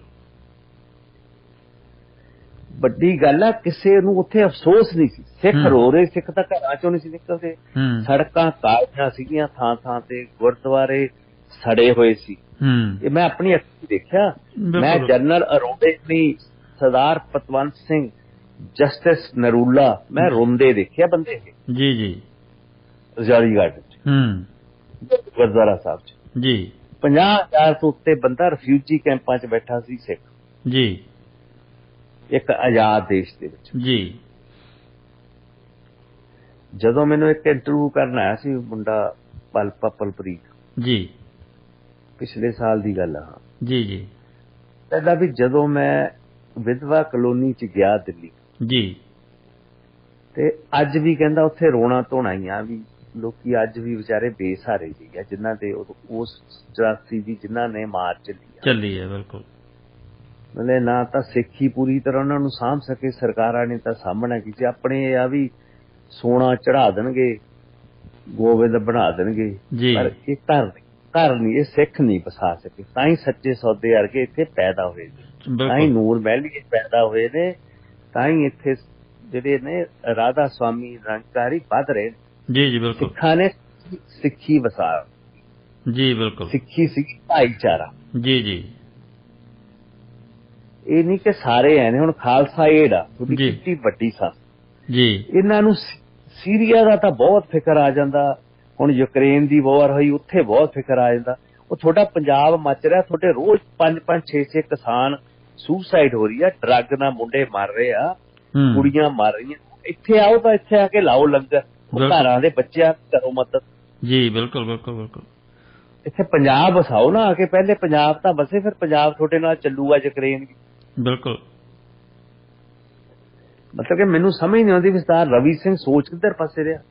ਪਹਿਲੇ ਆਪਣਾ ਘਰ ਦਾ ਵਸਾ ਲਈਏ ਆਪਾਂ। ਬਿਲਕੁਲ ਬਿਲਕੁਲ, ਜੇ ਆਪਦੇ ਸੰਤੁਸ਼ਟ ਹੋਣ ਤਾਂ ਫੇਰ ਹੀ ਅੱਗੇ ਤੁਰਨ ਦਾ ਫਾਇਦਾ ਹੈ। ਬਿਲਕੁਲ, ਪਹਿਲਾਂ ਆਪਦਾ ਘਰ ਸਾਫ਼ ਕਰੀਏ, ਮਤਲਬ ਕਿ ਆਪਾਂ ਇੱਥੇ ਤਾਂ ਪਹਿਲੇ ਪ੍ਰਗਟਾਵਾ ਕਰੀਏ ਨਾ ਖਾਲਸਾ ਏਡ ਕਾਹਦੇ ਲਈ ਜੀ, ਜਾਂ ਯੂਨਾਈਟਿਡ ਸਿੱਖਸ ਨੇ ਜਾਂ ਹੋਰ ਭਾਵੇਂ ਮੈਨੂੰ ਪਤਾ ਕਿੰਨੀਆਂ ਸੰਸਥਾਵਾਂ ਹੋਣਗੀਆਂ ਜੀ, ਪਰ ਕੀ ਮੈਂ ਉਹ ਚੀਜ਼ ਦੇਖ ਕੇ ਆਇਆ ਸੀਗਾ ਮੰਜ਼ਰ ਜੀ ਨਵੰਬਰ 1984 ਦਾ ਜੀ, ਉਹਦਾ ਅਸੀਂ ਜਿੰਨੇ ਕੁ ਜੋਗੇ ਸੀ ਜਵਾਬ ਦਿੱਤਾ ਜੀ। ਜਦੋਂ ਅਸੀਂ ਘਰੋਂ, ਤੁਸੀਂ ਜਿਹੜਾ ਪਹਿਲਾ ਕੁਐਸਚਨ ਪੁੱਛਿਆ ਸੀ, ਜਦੋਂ ਜੁਲਾਈ ਨੂੰ ਅਸੀਂ ਘਰੋਂ ਗਏ ਉਦੋਂ ਥੋੜਾ ਦਿਨ ਸਾਡਾ ਪੁਲਿਸ ਨਾਲ ਮਤਲਬ ਕਿ ਚੱਲਦਾ ਰਿਹਾ ਮੁਕਾਬਲਾ, ਕਦੀ ਉਹ ਪੈ ਜਾਂਦੇ ਸੀ, ਕਦੀ ਅਸੀਂ ਪੈ ਜਾਂਦੇ ਸੀ, ਕਿਉਂਕਿ ਉਹ ਸਾਨੂੰ ਮਾਰਨਾ ਚਾਹੁੰਦੇ ਸੀ, ਅਸੀਂ ਉਹਨਾਂ ਦੇ ਹੱਥ ਨਹੀਂ ਸੀ ਆ ਰਹੇ ਜੀ। ਸਾਡੇ ਤੇ ਉਦੋਂ ਦੋਸ਼ ਸੀਗਾ ਕਿ ਅਸੀਂ ਲੁਧਿਆਣੇ ਦਾ ਨਾਮੀ ਜਿਹੜਾ ਪੁਲਿਸ ਦਾ ਚੀਫ ਸੀਗਾ ਜੀ, ਉਹਦਾ ਕੰਨ ਰੋਕ ਕੇ ਉਹਨੂੰ ਮਾਰਨਾ ਚਾਹਿਆ। ਉਹ ਅਸੀਂ ਤਾਂ ਸਾਡਾ ਨਾਂ ਆ ਰਿਹਾ ਸੀ ਕਿ ਅਸੀਂ ਕਿਹਾ ਸੀ ਜੇ ਅਸੀਂ ਆਪਣੇ ਘਰ ਨਾ, ਜਿਵੇਂ ਮੈਂ ਯੂਨਾਈਟਿਡ ਸਿੱਖਸ ਜਾਂ ਖਾਲਸਾ ਏਡ ਬਾਰੇ ਕਿਹਾ ਨਾ, ਕਿ ਜੇ ਸਾਡੇ ਘਰ ਹੀ ਪੁਲਿਸ ਨੇ ਢਾਤੇ ਜੀ ਤਾਂ ਅਸੀਂ ਸਿੱਖਾਂ ਨੂੰ ਕੀ ਭਰੋਸਾ ਦੇਵਾਂਗੇ ਵੀ ਅਸੀਂ ਤੁਹਾਡੀ ਦੀ ਖੜਾਂਗੇ ਜੀ। ਬਿਲਕੁਲ ਬਿਲਕੁਲ, ਤਾਂ ਅਸੀਂ ਪੁਲਿਸ ਨੂੰ ਪਏ ਸੀ। ਸਾਡਾ ਕੋਈ ਜਾਤੀ ਵਿਰੋਧ ਨਹੀਂ ਸੀ, ਜਾਤੀ ਵਿਰੋਧ ਨਹੀਂ ਸੀਗਾ। ਬਿਲਕੁਲ ਠੀਕ ਆ, ਸਾਡੇ ਤੋਂ ਪੁਲਿਸ ਚੀਫ ਉਸ ਟਾਈਮ ਤੇ ਉਸ ਹਮਲੇ ਚੋਂ ਬਚ ਗਿਆ, ਪਰ ਇਹ ਅਸੀਂ ਚਾਹੁੰਦੇ ਤਾਂ ਸਾਰੇ ਪੁਲਿਸ ਵਾਲੇ 13 ਦੇ 13 ਜਿੰਨਾ ਗਾਰਡ ਸੀ ਅਸੀਂ ਮਾਰ ਸਕਦੇ ਸੀ। ਨਾ ਉਹਨਾਂ ਨੇ ਹਥਿਆਰ ਚੱਕਿਆ, ਨਾ ਅਸੀਂ ਉਹਨਾਂ ਨੂੰ ਟੱਚ ਕੀਤਾ। ਜੋ ਬੰਦੇ ਜਿਉਂਦੇ ਹੋਣਗੇ ਤਾਂ ਉਹਨਾਂ ਨੂੰ ਇਹ ਗੱਲ ਦਾ ਅਹਿਸਾਸ ਹੋਊਗਾ ਜੀ ਕਿ ਸਾਡੀ ਕੋਈ ਉਹਨਾਂ ਨਾਲ ਦੁਸ਼ਮਣੀ ਨਹੀਂ ਸੀ। ਬਿਲਕੁਲ ਬਿਲਕੁਲ ਬਿਲਕੁਲ, ਸਾਡੇ ਤੇ ਬੈਂਕਾਂ ਦੇ ਬਹੁਤ ਕੇਸ ਰਹੇ ਸਾਡੇ ਗਰੁੱਪ ਤੇ ਜੀ ਜੀ ਜੀ, ਪਰ ਕੋਈ ਅੱਜ ਤੱਕ ਦੱਸਦੇ ਕਿ ਬੈਂਕ ਵਾਲਾ ਕਿਸੇ ਦੇ ਚਪੇੜ ਵੀ ਵੱਜੀ ਹੋਵੇ ਜੀ ਜੀ ਜੀ। ਇਸ ਤੋਂ ਬਾਅਦ ਅਸੀਂ ਦਿੱਲੀ ਗਏ ਹੈਗੇ ਆ 20 ਦਿਨਾਂ ਬਾਅਦ ਜੀ, ਘੁੰਮਦੇ ਘੁਮਾਉਂਦੇ ਅਸੀਂ ਦਿੱਲੀ ਚਲੇ ਗਏ ਸੀ। ਉੱਥੇ ਸਾਡੀ ਪਹਿਲੀ ਵਾਰੀ ਜਿੰਦੇ ਸੁੱਕੇ ਹੋਣਾ ਨਾ ਮੁਲਾਕਾਤ ਉੱਥੇ ਹੁੰਦੀ ਹੈ। ਬਿਲਕੁਲ, ਹਾਂ, ਉਹਨਾਂ ਨੇ ਉੱਥੇ ਘਰ ਲਿਆ ਹੋਇਆ ਸੀਗਾ। ਫਿਰ ਉਸ ਤੋਂ ਬਾਅਦ ਤਾਂ ਇਕੱਠੇ ਹੀ ਰਹੇ ਹੈਗੇ ਜੀ ਜੀ ਜੀ। ਉਦੋਂ ਥੋੜੇ ਦਿਨਾਂ ਬਾਅਦ ਹੀ ਅਸੀਂ ਦਿੱਲੀ ਦਾ ਜਵਾਬ ਦੇਤਾ ਸੀਗਾ। ਘਰੋਂ ਅਸੀਂ ਗਏ ਹੈਗੇ 9 ਜੁਲਾਈ ਨੂੰ ਤੇ 31 ਜੁਲਾਈ ਨੂੰ ਅਸੀਂ ਜਵਾਬ ਦੇਤਾ ਸੀ ਦਿੱਲੀ ਚ ਪਹਿਲਾਂ ਲਲਿਤ ਮਾਖਣ ਵਾਲਾ ਜੀ। ਹਾਂ, ਉਦੋਂ 1 ਮਹੀਨੇ ਬਾਅਦ ਅਸੀਂ ਦੂਜਾ ਜਵਾਬ ਦੇਤਾ ਸੀ ਅਰਜਨ ਦਾਸ ਦਾ। ਇਨ ਬਿਟਵੀਨ ਲਾਂਗੋਵਾਲ ਮਾਰਿਆ ਗਿਆ ਜੀ। ਜਿੱਦਣ ਲਾਂਗੋਵਾਲ ਕੋਟ ਕਰਕੇ ਆ ਗਿਆ ਸੀ, ਰਾਜੀਵ ਗਾਂਧੀ ਨੇ ਆਪਣੀ ਬੁਲਟ ਪ੍ਰੂਫ ਜੈਕਟ ਲਾ ਕੇ ਇਹਨੂੰ ਪਵਾਤੀ ਸੀ। ਉਹਨੂੰ ਪਤਾ ਵੀ ਇਹ ਹੁਣ ਪੰਥ ਵੇਚ ਚੱਲਿਆ ਸਾਡੇ ਕੋਲੇ, ਇਹਨਾਂ ਨੂੰ ਹੁਣ ਪੰਥ ਹੀ ਜਵਾਬ ਦੇਊਗਾ, ਤੇ ਪੰਥ ਨੇ ਜਵਾਬ ਫਿਰ 20 ਦਿਨਾਂ ਚ ਦੇ ਵੀ ਦਿੱਤਾ ਸੀਗਾ। ਬਿਲਕੁਲ,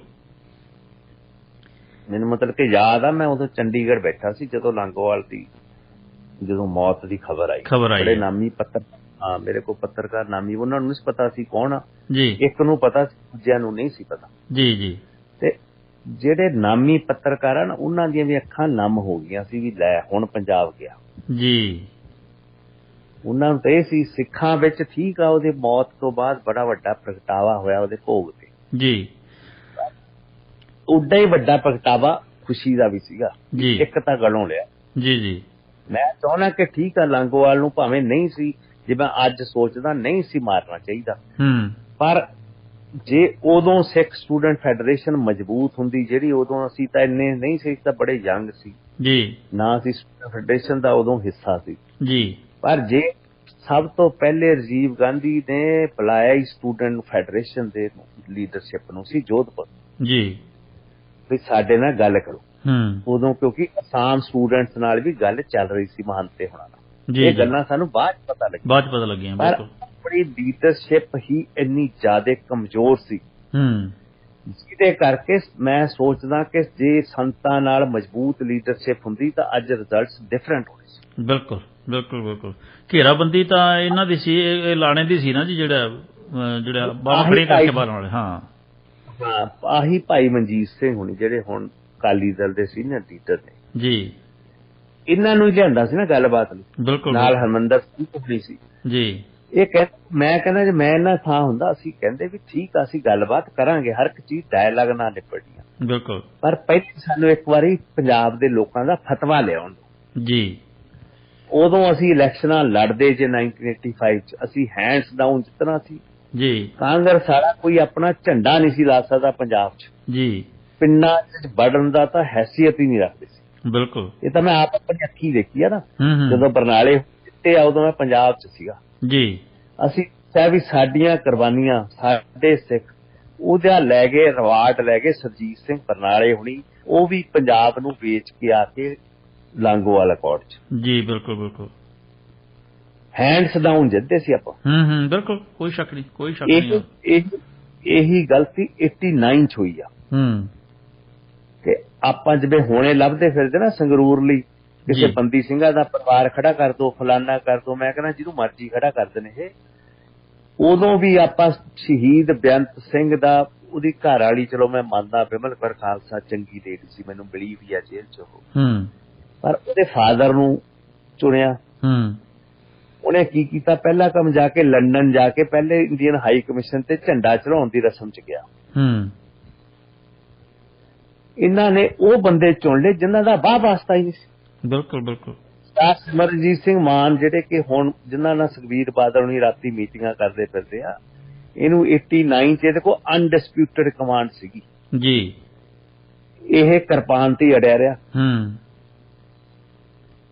9 ਬੰਦੇ ਦੇ ਨਾਲ ਹੋਰ ਚੁਣੇ ਗਏ ਸੀ, ਜਿਹੜੇ ਦੂਜੇ 4 ਸੀਗੇ ਉਹ ਵੀ ਇਹਨਾਂ ਨਾਲ ਸਹਿਮਤ ਸੀਗੇ। 13 ਬੰਦਿਆਂ ਦੀ ਟੀਮ ਸੀ। ਚੀਫ ਖਾਲਸਾ ਦੀਵਾਨ ਦਾ ਬੰਦਾ ਚੁਣਿਆ ਗਿਆ ਸੀ। ਕੁਛ ਐ ਸੀ ਮਤਲਬ ਕਿ ਜਿੰਨੇ 13 ਦੀਆਂ 13 ਸੀਟਾਂ ਤੇ ਰਵਾਇਤੀ ਪਾਰਟੀਆਂ ਨੂੰ ਰਿਜੈਕਟ ਕਰਤਾ ਸੀਗਾ। ਬਿਲਕੁਲ। ਇਹਨਾਂ ਨੂੰ ਸਿੱਖ ਸੋਚ ਨੇ ਚੁਣਿਆ ਸੀ। ਬੀਬੀ ਬੁਲਾਰਾ, ਜਦ ਕਿ ਪ੍ਰੋਫੈਸਰ ਰਜਿੰਦਰਪਾਲ ਸਿੰਘ ਗਿੱਲ ਮੇਰਾ ਬੜਾ ਚੰਗਾ ਯਾਰ ਸੀ, ਸਾਡੀ ਯੂਨੀਵਰਸਿਟੀ ਦਾ ਪ੍ਰੋਫੈਸਰ। ਮੈਨੂੰ ਬੜਾ ਦੁੱਖ ਆ ਕਿ ਉਹ ਬੰਦਾ ਨਜਾਇਜ਼ ਸੈਣੀ ਨੇ ਮਾਰਤਾ ਜੀ। ਇਹਦਾ ਨੇ ਉਹ ਬੰਦੇ ਇਹ ਕੋਈ ਉੱਥੋਂ ਨੈਰੇਟਿਵ, ਜਿਹੜਾ ਪੋਲੀਟੀਕਲ ਨੈਰੇਟਿਵ ਬੁਣਨਾ ਚਾਹੀਦਾ ਸੀ 1989 ਚ, ਇਹ ਬੁਣ ਹੀ ਨਹੀਂ ਸਕੇ ਜੀ। ਇਹ ਸਿਰਫ ਫੋਕੇ ਨਾਰੇ ਜੀ। ਇਹ ਅੱਜ ਵੀ ਫੋਕੇ ਨਾਰੇ ਮਾਰਨਗੇ, ਜਿੰਨਾ ਮਰਜ਼ੀ ਵਿਸ਼ਵਾਸ ਰਚ ਲਿਓ, ਨਾਰਿਆਂ ਨਾਲ ਕੁਛ ਨਹੀਂ ਬਣਨਾ। ਇਹਨਾਂ ਨੇ ਉਹ ਟਰਮਾਂ ਘਟ ਲੀਆਂ ਨੇ ਜਿਹੜੀਆਂ ਟਰਮਾਂ ਦਾ ਸਿੱਖਾਂ ਦੀ ਫਿਲਾਸਫੀ ਨਾਲ ਕੋਈ ਲੈਣਾ ਦੇਣਾ। ਸਿੱਖਾਂ ਕੋਲੇ ਜੇ ਰਾਜ ਆ ਤਾਂ ਸਿੱਖ ਰਾਜ ਆ, ਉੱਥੇ ਕੋਈ ਸਤਾਨ ਜਾਂ ਪਾਕਿਸਤਾਨ, ਖਾਲਿਸਤਾਨ ਏਦਾਂ ਦੀਆਂ ਵਰਡਸ ਕੋਈ ਨਹੀਂ ਹੈ ਜੀ। ਜੀ ਜੀ। ਸਾਡਾ ਹਮੇਸ਼ਾ ਜਿਹੜਾ ਫਲਸਫਾ ਗੁਰੂ ਸਾਹਿਬ ਤੋਂ ਚੱਲਿਆ, ਉਹ ਚੱਲਿਆ ਖੁਦ ਮੁਖਤਿਆਰੀ ਸਿੱਖ ਰਾਜ ਜੀ, ਵੀ ਆਜ਼ਾਦ ਹਸਤੀ ਆ ਜੀ। ਜੀ। ਹਸਤੀ ਵੀ ਆਜ਼ਾਦ ਆ, ਤੇ ਜੇ ਅਸੀਂ ਕੋਈ ਰਾਜ ਲੱਭਾਂਗੇ ਤਾਂ ਅਸੀਂ ਉਹਦਾ ਨਾਂ ਸਾਡੇ ਸਿੱਖ ਰਾਜ ਆ। ਮਹਾਰਾਜਾ ਰਣਜੀਤ ਸਿੰਘ ਨੇ ਆਪਣੇ ਰਾਜ ਦਾ ਨਾਂ ਖਾਲਿਸਤਾਨ ਨਹੀਂ ਸੀ ਰੱਖਿਆ। ਬਿਲਕੁਲ। ਨਾ ਬਾਬਾ ਬੰਦਾ ਸਿੰਘ ਬਹਾਦਰ ਨੇ ਰੱਖਿਆ। 2 ਵਾਰੀ ਸਿੱਖ ਰਾਜ ਜੀ। ਜੀ। ਇਸ ਕਰਕੇ ਉਹ ਮਿਲੇ ਆਪਾਂ, ਅਸੀਂ ਸਾਡੀ ਚੰਗੀ ਨਿਭੀ ਵਿਚਾਰਿਆਂ ਨੇ ਨਿਭਾਈ, ਜਿੰਦੇ ਹੁਣਾਂ ਨੇ ਜੀ ਜ਼ਿੰਦਗੀ ਫਖਰ ਨਾਲ ਜਿਉਏ ਆ। ਮਤਲਬ ਕਿ ਮੈਨੂੰ ਮਾਣ ਆ ਕਿ ਮੇਰੇ ਯਾਰ ਸੀ। ਬਿਲਕੁਲ। ਇਸ ਦੌਰਾਨ ਤੁਹਾਡਾ ਕਦੇ ਸੰਤ ਜਰਨੈਲ ਸਿੰਘ ਭਿੰਡਰਾਂਵਾਲੇ ਨਾਲ ਵੀ ਕਦੇ ਸੰਪਰਕ ਹੋਇਆ ਜੀ? ਨਹੀਂ, ਸੰਤ ਤਾਂ ਸ਼ਹੀਦ ਹੋ ਗਏ ਸੀ ਨਾ 6 ਜੂਨ। ਨਹੀਂ, ਉਸ ਤੋਂ ਪਹਿਲਾਂ ਜਦੋਂ ਤੁਸੀਂ ਕੋਸ਼ਿਸ਼ ਕੀਤੀ ਹੈ ਉਦੋਂ? ਮੇਰਾ ਮਨ ਚ ਕਦੀ ਰੁਚੀ ਨਹੀਂ ਸੀ। ਅੱਛਾ ਅੱਛਾ ਅੱਛਾ। ਕਿਉਂਕਿ ਇੰਨਾ ਆਪਣੀ ਪੜ੍ਹਾਈ ਚ ਹੀ ਇੰਨਾ ਖੁੱਭ ਗਏ ਸੀ। ਉਹਨਾਂ ਦਾ ਕੋਈ ਅਸਰ ਨਹੀਂ ਸੀਗਾ, ਅਸੀਂ ਕਹਿ ਸਕਦੇ ਹਾਂ ਵੀ ਸੰਤਾਂ ਦਾ ਨਿੱਜੀ ਰੂਪ ਚ ਤੁਹਾਡਾ ਕੋਈ ਅਸਰ ਨਹੀਂ ਜੀ? ਮਤਲਬ ਕਿ ਮੈਂ ਇਹ ਤਾਂ ਨਹੀਂ ਕਹਿੰਦਾ ਕਿ ਮੈਂ ਸੰਤਾਂ ਕਰਕੇ ਇਸ ਸੰਘਰਸ਼ ਵਿੱਚ ਆਇਆ ਜੀ। ਮੈਂ ਤਾਂ ਦਰਬਾਰ ਸਾਹਿਬ ਦੇ ਸਾਕੇ ਕਰਕੇ ਇਸ ਵਿੱਚ ਆਇਆ। ਦਰਬਾਰ ਸਾਹਿਬ ਦੇ ਸਾਕੇ ਕਰਕੇ। ਬਿਲਕੁਲ ਬਿਲਕੁਲ। ਸੋ ਗਿੱਲ ਸਾਹਿਬ, ਅਸੀਂ ਤੁਹਾਡੇ ਤੋਂ ਜਾਣਨਾ ਚਾਹਾਂਗੇ ਕਿ ਜਿਹੜਾ ਲਲਿਤ ਮਾਕਨ ਨੂੰ ਮਾਰਨ ਦਾ ਜਿਹੜਾ ਉਹ ਵਿਉਂਤਬੰਦੀ ਹੁੰਦੀ ਤੁਹਾਡੀ, ਉਹ ਕਦੋਂ ਤੇ ਕਿਵੇਂ ਹੁੰਦੀ ਹੈ ਜੀ? ਉਦੋਂ ਨਾ ਸਰ ਬਲਦੇਵ ਜੀ ਜਿਹੜੇ ਹਾਲਾਤ ਜਿਹੜੇ ਕਾਂਗਰਸ ਵਿੱਚ ਵੀ ਸਿੱਖ ਸੀਗੇ ਜੀ, ਉਹਨਾਂ ਨੂੰ ਅਹਿਸਾਸ ਹੋ ਗਿਆ ਸੀ ਜੀ ਬਈ ਸਾਡੇ ਨਾਲ ਧੱਕਾ ਹੋਇਆ, ਬਿਲਕੁਲ, ਕਿਉਂਕਿ ਸਾਨੂੰ ਤਾਂ ਹੁਣ ਕਿਸੇ ਦੇ ਟਿਕਾਣਿਆਂ ਦਾ ਇਹ ਪਤਾ ਲੱਗਣਾ ਨਹੀਂ ਸੀ, ਜੀ ਕਿਉਂਕਿ ਸਾਡੇ ਸਾਹਮਣੇ ਨਿਸ਼ਾਨੇ ਤਾਂ ਸੀਗੇ ਵੀ ਜਿਹੜੇ ਬੰਦੇ ਲਿਸਟ ਕੀਤੇ ਨੇ ਹੂ ਆਰ ਦਾ ਗਿਲਟੀ ਨੇ, ਜੀ ਜੀ ਜਿਹੜੇ ਮੁੱਖ ਤੌਰ ਵਿੱਚ ਉਹਨਾਂ 'ਚ ਮੈਂਬਰ ਪਾਰਲੀਮੈਂਟਾਂ ਦੇ 5 ਜਣਿਆਂ ਦੇ ਨਾਮ, ਜੀ 6ਵਾਂ ਬੰਦਾ ਸੀਗਾ ਅਰਜਨ ਦਾਸ। ਇਹ ਵੈਸੇ ਤਾਂ ਸੀਗਾ ਜੀ, ਪਰ ਇਹ ਆਪਣੇ ਆਪ ਨੂੰ ਤੀਜਾ ਪੁੱਤ ਕਹਾਉਂਦਾ ਸੀ ਇੰਦਰਾ ਗਾਂਧੀ ਦਾ। ਇਹਨੇ ਬਹੁਤਾ ਕਤਲੇਆਮ ਕੀਤਾ ਏਮਸ ਦੇ ਆਲੇ ਦੁਆਲੇ, ਲక్ష్ਮੀ ਨਾਰਾਇਣ ਮਾਰਗ ਜੀ, ਬੜਾ ਵਿਸ਼ੇਸ਼ ਤਰੀਕੇ ਨਾਲ। ਇਹਨਾਂ ਨੇ ਉਹ ਚੀਜ਼ ਵੀ ਸਾਨੂੰ ਕਿਸੇ ਨੇ ਦੱਸਣੀ ਸੀ ਵੀ ਕਿਹੜਾ ਕਿੱਥੇ ਟਾਰਗੇਟ ਆ, ਕਿੱਥੇ ਕੀ ਆ। ਉਸ ਚੀਜ਼ ਦੇ ਵਿੱਚੋਂ ਹੀ ਦੱਸਣ ਵਾਲੇ ਬੰਦੇ ਸੀ ਜੀ, ਜਿਵੇਂ ਹੁਣ ਮਤਲਬ ਕਿ ਈਵਨ ਮੂਸੇ ਵਾਲੇ ਦਾ ਕਤਲ ਹੋਇਆ ਜੀ, 100% ਕਿਸੇ ਨੇ ਇਹਦੇ ਵਿੱਚੋਂ ਕਿਸੇ ਨੇ ਦੱਸਿਆ। ਬਿਲਕੁਲ ਬਿਲਕੁਲ, ਘਰੋਂ ਜਾਣਕਾਰੀ ਗਈ ਹੈ ਉਸ ਚਾਰਦਵਾਰੀ ਦੇ ਅੰਦਰੋਂ। ਉਸ ਫੇਰ ਸਾਡੇ ਇਹ ਸੀਗਾ ਵੀ ਕਿਹੜਾ ਸਾਡੇ ਨਾਲੋਂ ਸੌਖਾ ਟਾਰਗੇਟ ਆ। ਸਾਨੂੰ ਇਹ ਸੀਗਾ ਵੀ ਹਜੇ ਅਸੀਂ ਉਹ ਕੰਮ ਕਰਨਾ ਜਿੱਥੋਂ ਇਹ ਨਾ ਹੋਵੇ ਕਿ ਸਾਨੂੰ ਮਰਨਾ ਪਏ। ਮਰ ਕੇ ਤਾਂ ਅਸੀਂ ਕਿਸੇ ਨੂੰ ਵੀ ਮਾਰ ਦਿੰਦੇ। ਬਿਲਕੁਲ ਬਿਲਕੁਲ ਬਿਲਕੁਲ ਬਿਲਕੁਲ। ਅਸੀਂ ਕੋਈ ਕਿਸੇ ਨੂੰ ਮਾਰਨ ਕਰਕੇ ਮਾਰਨ ਨਹੀਂ ਸੀ ਜਾਣਾ, ਅਸੀਂ ਕੋਈ ਕਤਲ ਕਰਨ ਨਹੀਂ ਸੀ ਗਏ, ਅਸੀਂ ਜਵਾਬ ਦੇਣਗੇ, ਇੱਕ ਮੈਸੇਜ ਦੇਣਾ ਸੀਗਾ ਜਿਹੜਾ ਕਿ ਹਜੇ ਸਿੱਖ ਜਾਂਦੇ ਆ। ਉਦੋਂ ਜਿਹੜਾ ਸਿੱਖਾਂ ਦਾ ਮਨੋਬਲ ਸੀਗਾ, ਮੋਰਲ ਸੀਗਾ ਜੀ, ਉਹ ਬਹੁਤ ਮਰਝਾ ਗਿਆ ਸੀ ਜੀ। ਪਤਾ ਹੀ ਨਹੀਂ ਸੀ ਲੱਗਦਾ ਕਿ ਸਾਡਾ ਹੈ ਕੌਣ ਸਾਲੀ ਜੀ। ਉਸ ਚੀਜ਼ ਦਾ ਜਵਾਬ ਇਹ ਪਹਿਲੇ ਤਾਂ ਲਲਿਤ ਮਾਕਨ ਚੁਣਿਆ ਗਿਆ ਸੀ ਜੀ। ਇਹ ਗੱਲ ਮੈਂ ਅਵੰਤਿਕਾ ਮਾਕਨ ਨੂੰ ਦੱਸੀ ਸੀ ਜੀ ਵੀ ਸਾਡਾ ਤੁਹਾਡੇ ਨਾਲ ਕੋਈ ਨਿੱਜੀ ਲੈਣਾ ਦੇਣਾ ਨਹੀਂ ਜੀ। ਲਲਿਤ ਮਾਕਨ ਚਾਹੇ ਮੈਂ ਮਾਰਿਆ ਚਾਹੇ ਮੇਰੇ ਨਾਲ ਦਿਆਂ ਨੇ ਮਾਰਿਆ, ਜੀ ਜੀ, ਪਰ ਅਸੀਂ ਇੱਕ ਸੋਚ ਤੇ ਖੜੇ ਸੀ। ਬਿਲਕੁਲ।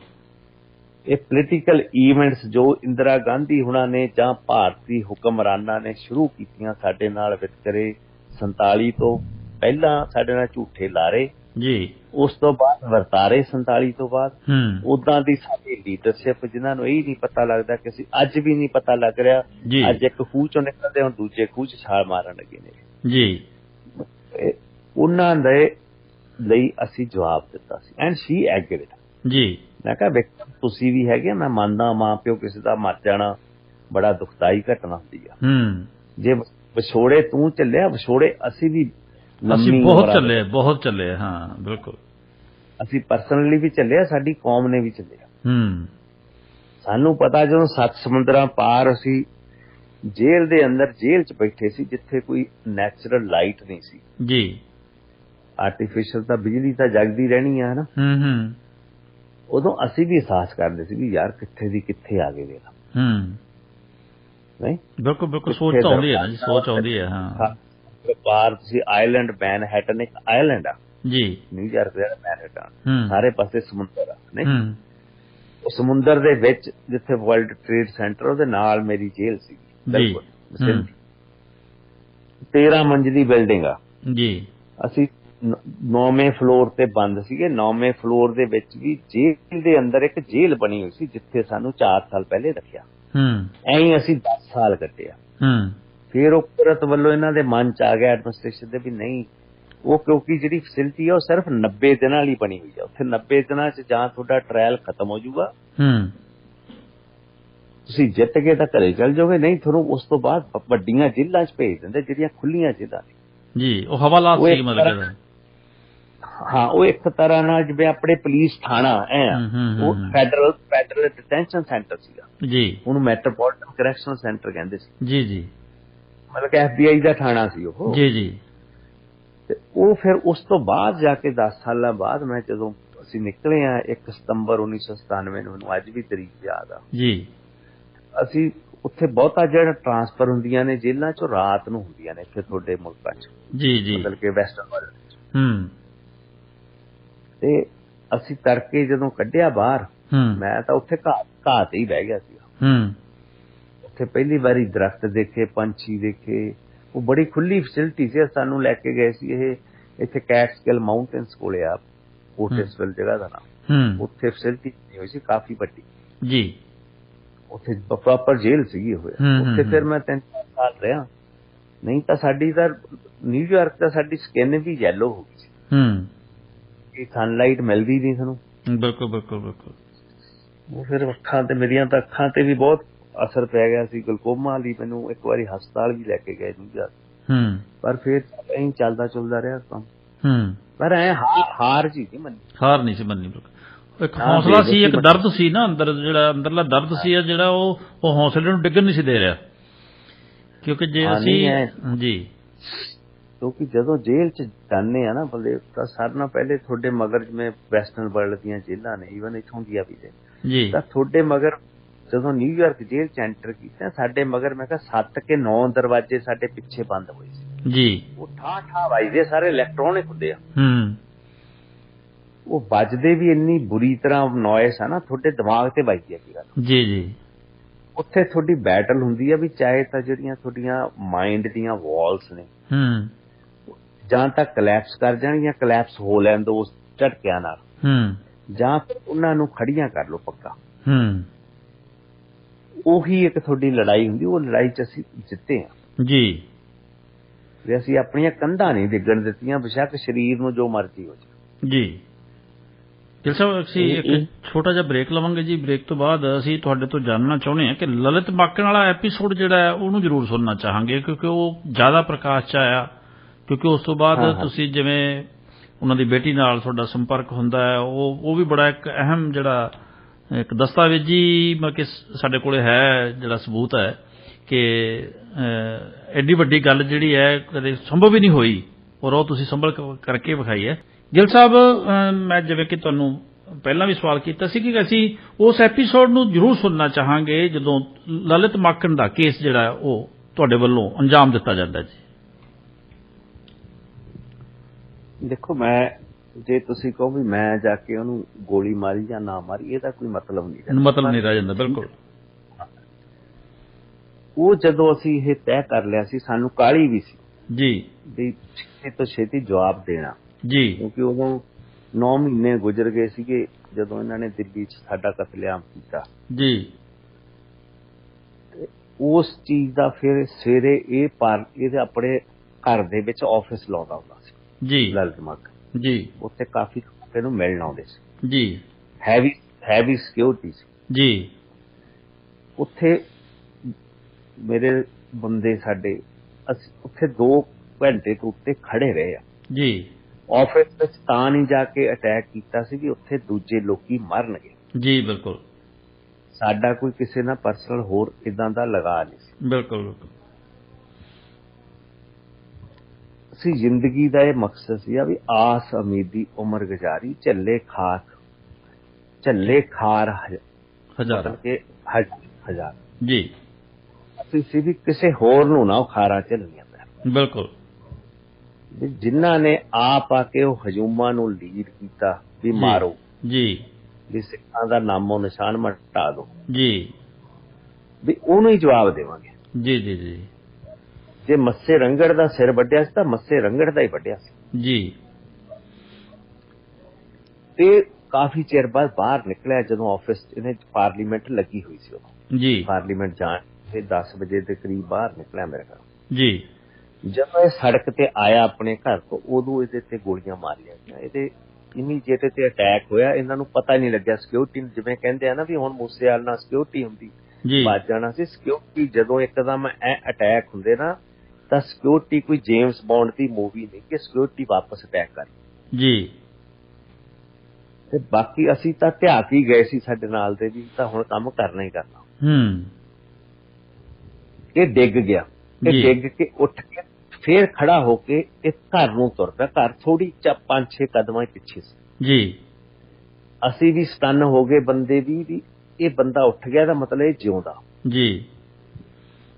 ਬੰਦੇ ਵਾਪਸ ਅੰਦਰ ਇਹਦੇ ਮਗਰ ਗਏ। ਇਹ ਜਾ ਕੇ ਘਰੇ ਡਿੱਗ ਗਿਆ। ਇਹਦੇ ਉੱਤੇ ਆ ਕੇ ਵਾਈਫ ਨੇ ਆ ਕੇ ਇਹਨੂੰ ਗਲਵਕੜੀ ਚ ਲੈ ਲਿਆ, ਉਹਦੇ ਉੱਤੇ ਪੈ ਗਈ ਜੀ।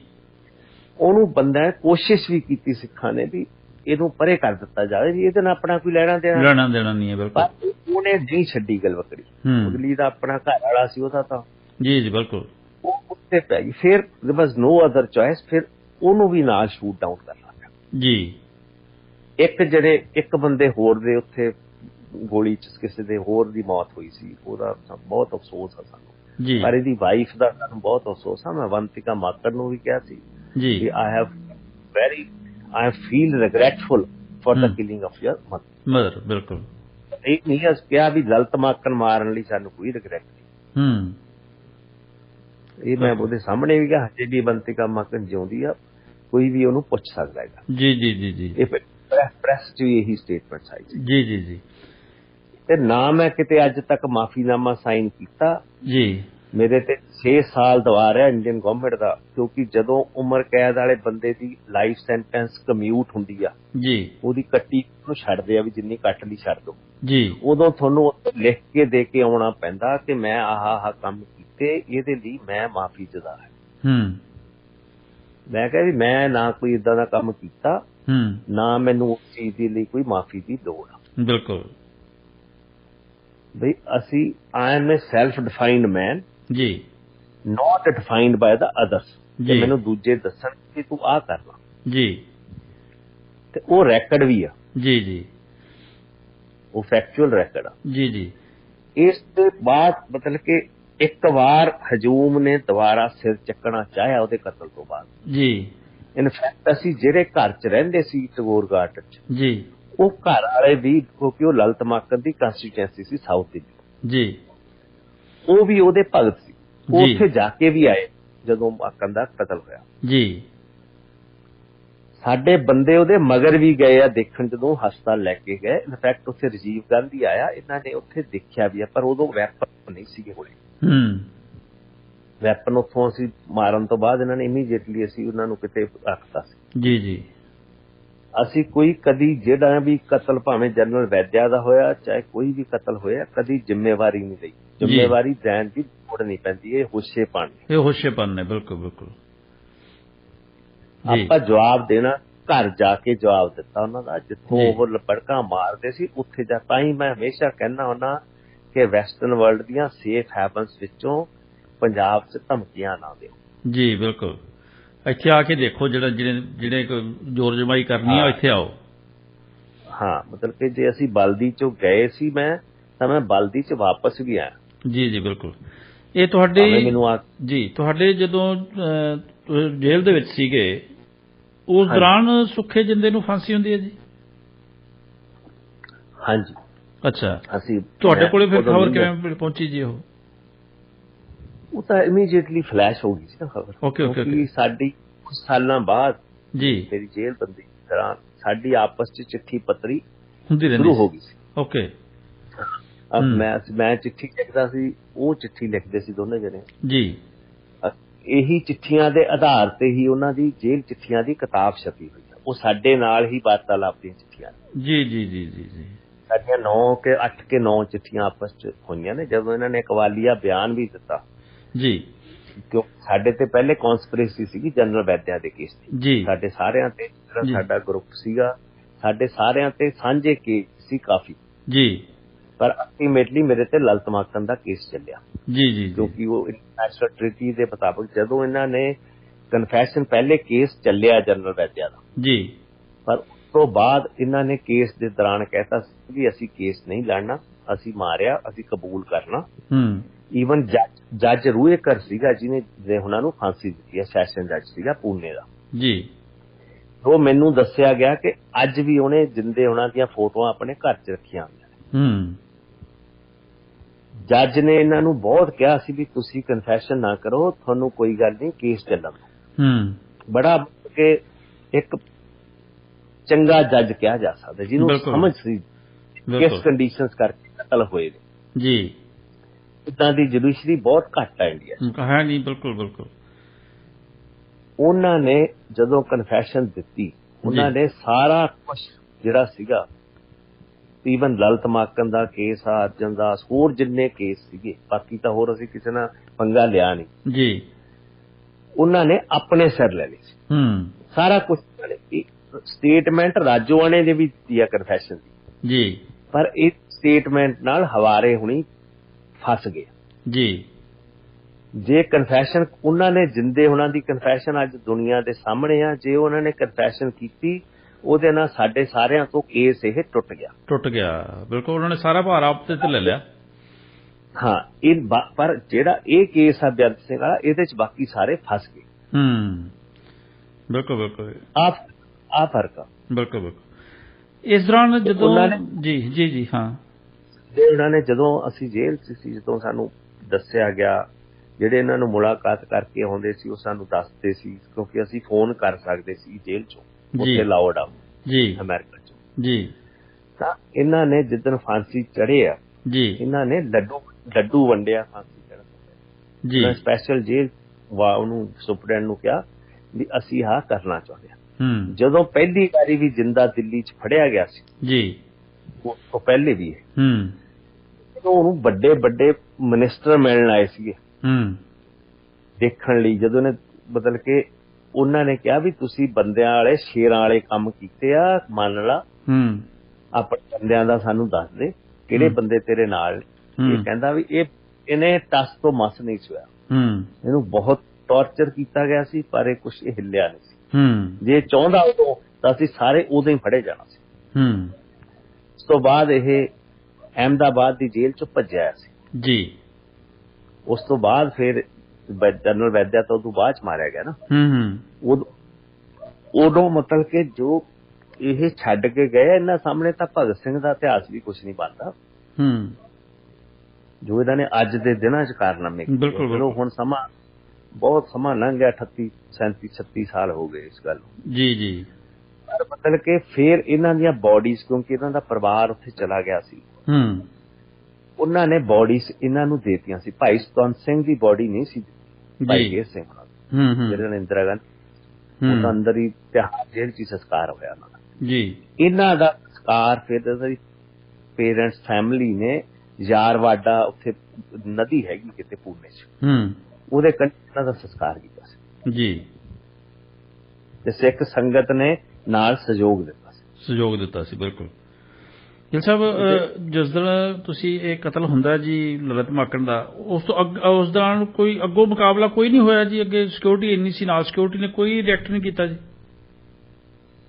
ਨਹੀਂ ਕੋਈ ਸਿਕਿਉਰਿਟੀ ਨਹੀਂ ਮਾਰ ਕੇ ਬੰਦੇ ਬਿਲਕੁਲ ਐ ਤੁਰ ਕੇ ਆਏ ਆ ਭੱਜਿਆ ਕੋਈ ਨਹੀਂ ਆ ਮਾਰ ਕੇ ਭੱਜ ਗਏ ਤੁਰ ਕੇ ਆਏ ਆ ਸਕੂਟਰ ਤੇ ਬੰਦੇ ਗਏ ਸੀ ਸਕੂਟਰ ਤੋਂ ਆਪਣਾ ਆਏ ਨੇ ਵਾਪਸ ਆਪਣੇ ਹਥਿਆਰ ਜਿੱਥੇ ਜਿਹੜੇ ਘਰ ਚੋਂ ਗਏ ਸੀ ਵਾਪਸ ਆਏ ਹੈਗੇ ਆ ਜੀ ਮੁੜ ਕੇ ਉੱਥੇ ਅਖਬਾਰ ਪੜ੍ਹਨ ਲਈ ਅਸੀਂ ਕਿਉਂਕਿ ਜਦੇ ਉਹਨਾਂ ਦਾ ਸਪੈਸ਼ਲ ਐਡੀਸ਼ਨ ਆ ਗਏ ਸੀ ਅਖਬਾਰਾਂ ਦੇ ਹਾਹਾਕਾਰ ਮਚ ਗਈ ਸੀ ਕਿਉਂਕਿ ਇੰਡੀਆ ਦੀ ਟ੍ਰੇਡ ਯੂਨੀਅਨ ਦਾ ਵੀ ਪ੍ਰੈਜ਼ੀਡੈਂਟ ਸੀਗਾ ਜੀ ਲਲਿਤ ਮਾਕੜ ਇਸ ਕਰਕੇ ਇਹਦਾ ਬਹੁਤ ਜ਼ਿਆਦਾ ਵਖਰੇਵਾਂ ਪਿਆ ਸੀ ਇੱਕ ਪਾਸੇ ਨੈਸ਼ਨਲ ਸਟੋਰੀ ਤੇ ਉਸ ਦਿਨ ਸਾਰਾ ਦਿਨ ਦਿੱਲੀ ਰਹੇ ਆ ਜੀ ਅਸੀਂ ਦੇਖਿਆ ਵੀ ਫਿਰ ਅਸੀਂ ਪੰਜਾਬ ਵੀ ਆਏ ਆ ਕੁਝ ਦਿਨ ਲਈ ਪਰ ਅਸੀਂ ਘੱਟ ਆਉਂਦੇ ਹੁੰਦੇ ਸੀ ਜੀ ਜੀ ਜੀ ਤਾਂ ਪੰਜਾਬ 'ਚ ਵੀ ਸਿੱਖਾਂ ਦੇ ਹੌਸਲੇ ਕੁਝ ਬੁਲੰਦ ਸੀ ਉਹਨਾਂ ਨੂੰ ਕੀ ਪਤਾ ਵੀ ਅਸੀਂ ਕੌਣ ਹੈਗੇ ਬਿਲਕੁਲ ਬਿਲਕੁਲ ਬਿਲਕੁਲ ਬਿਲਕੁਲ ਪਰ ਮਤਲਬ ਕਿ ਸਿੱਖਾਂ ਨੂੰ ਇੱਕ ਵਾਰੀ ਥੋੜੀ ਜਿਹੀ ਚਹਿਕ ਜੀ ਆਈ ਸੀ ਵੀ ਹਾਂ ਆਪਾਂ ਜਿੰਦਾ ਹੈਗੇ ਆ ਬਿਲਕੁਲ ਇਸੇ ਸੰਦਰਭ ਦੇ ਵਿੱਚ ਹੀ ਕਿਹਾ ਜਾਂਦਾ ਕਿ ਤੁਸੀਂ ਜਿਹੜੀ ਹੈ ਡਿੱਗੀ ਪੱਗ ਨੂੰ ਦੁਬਾਰਾ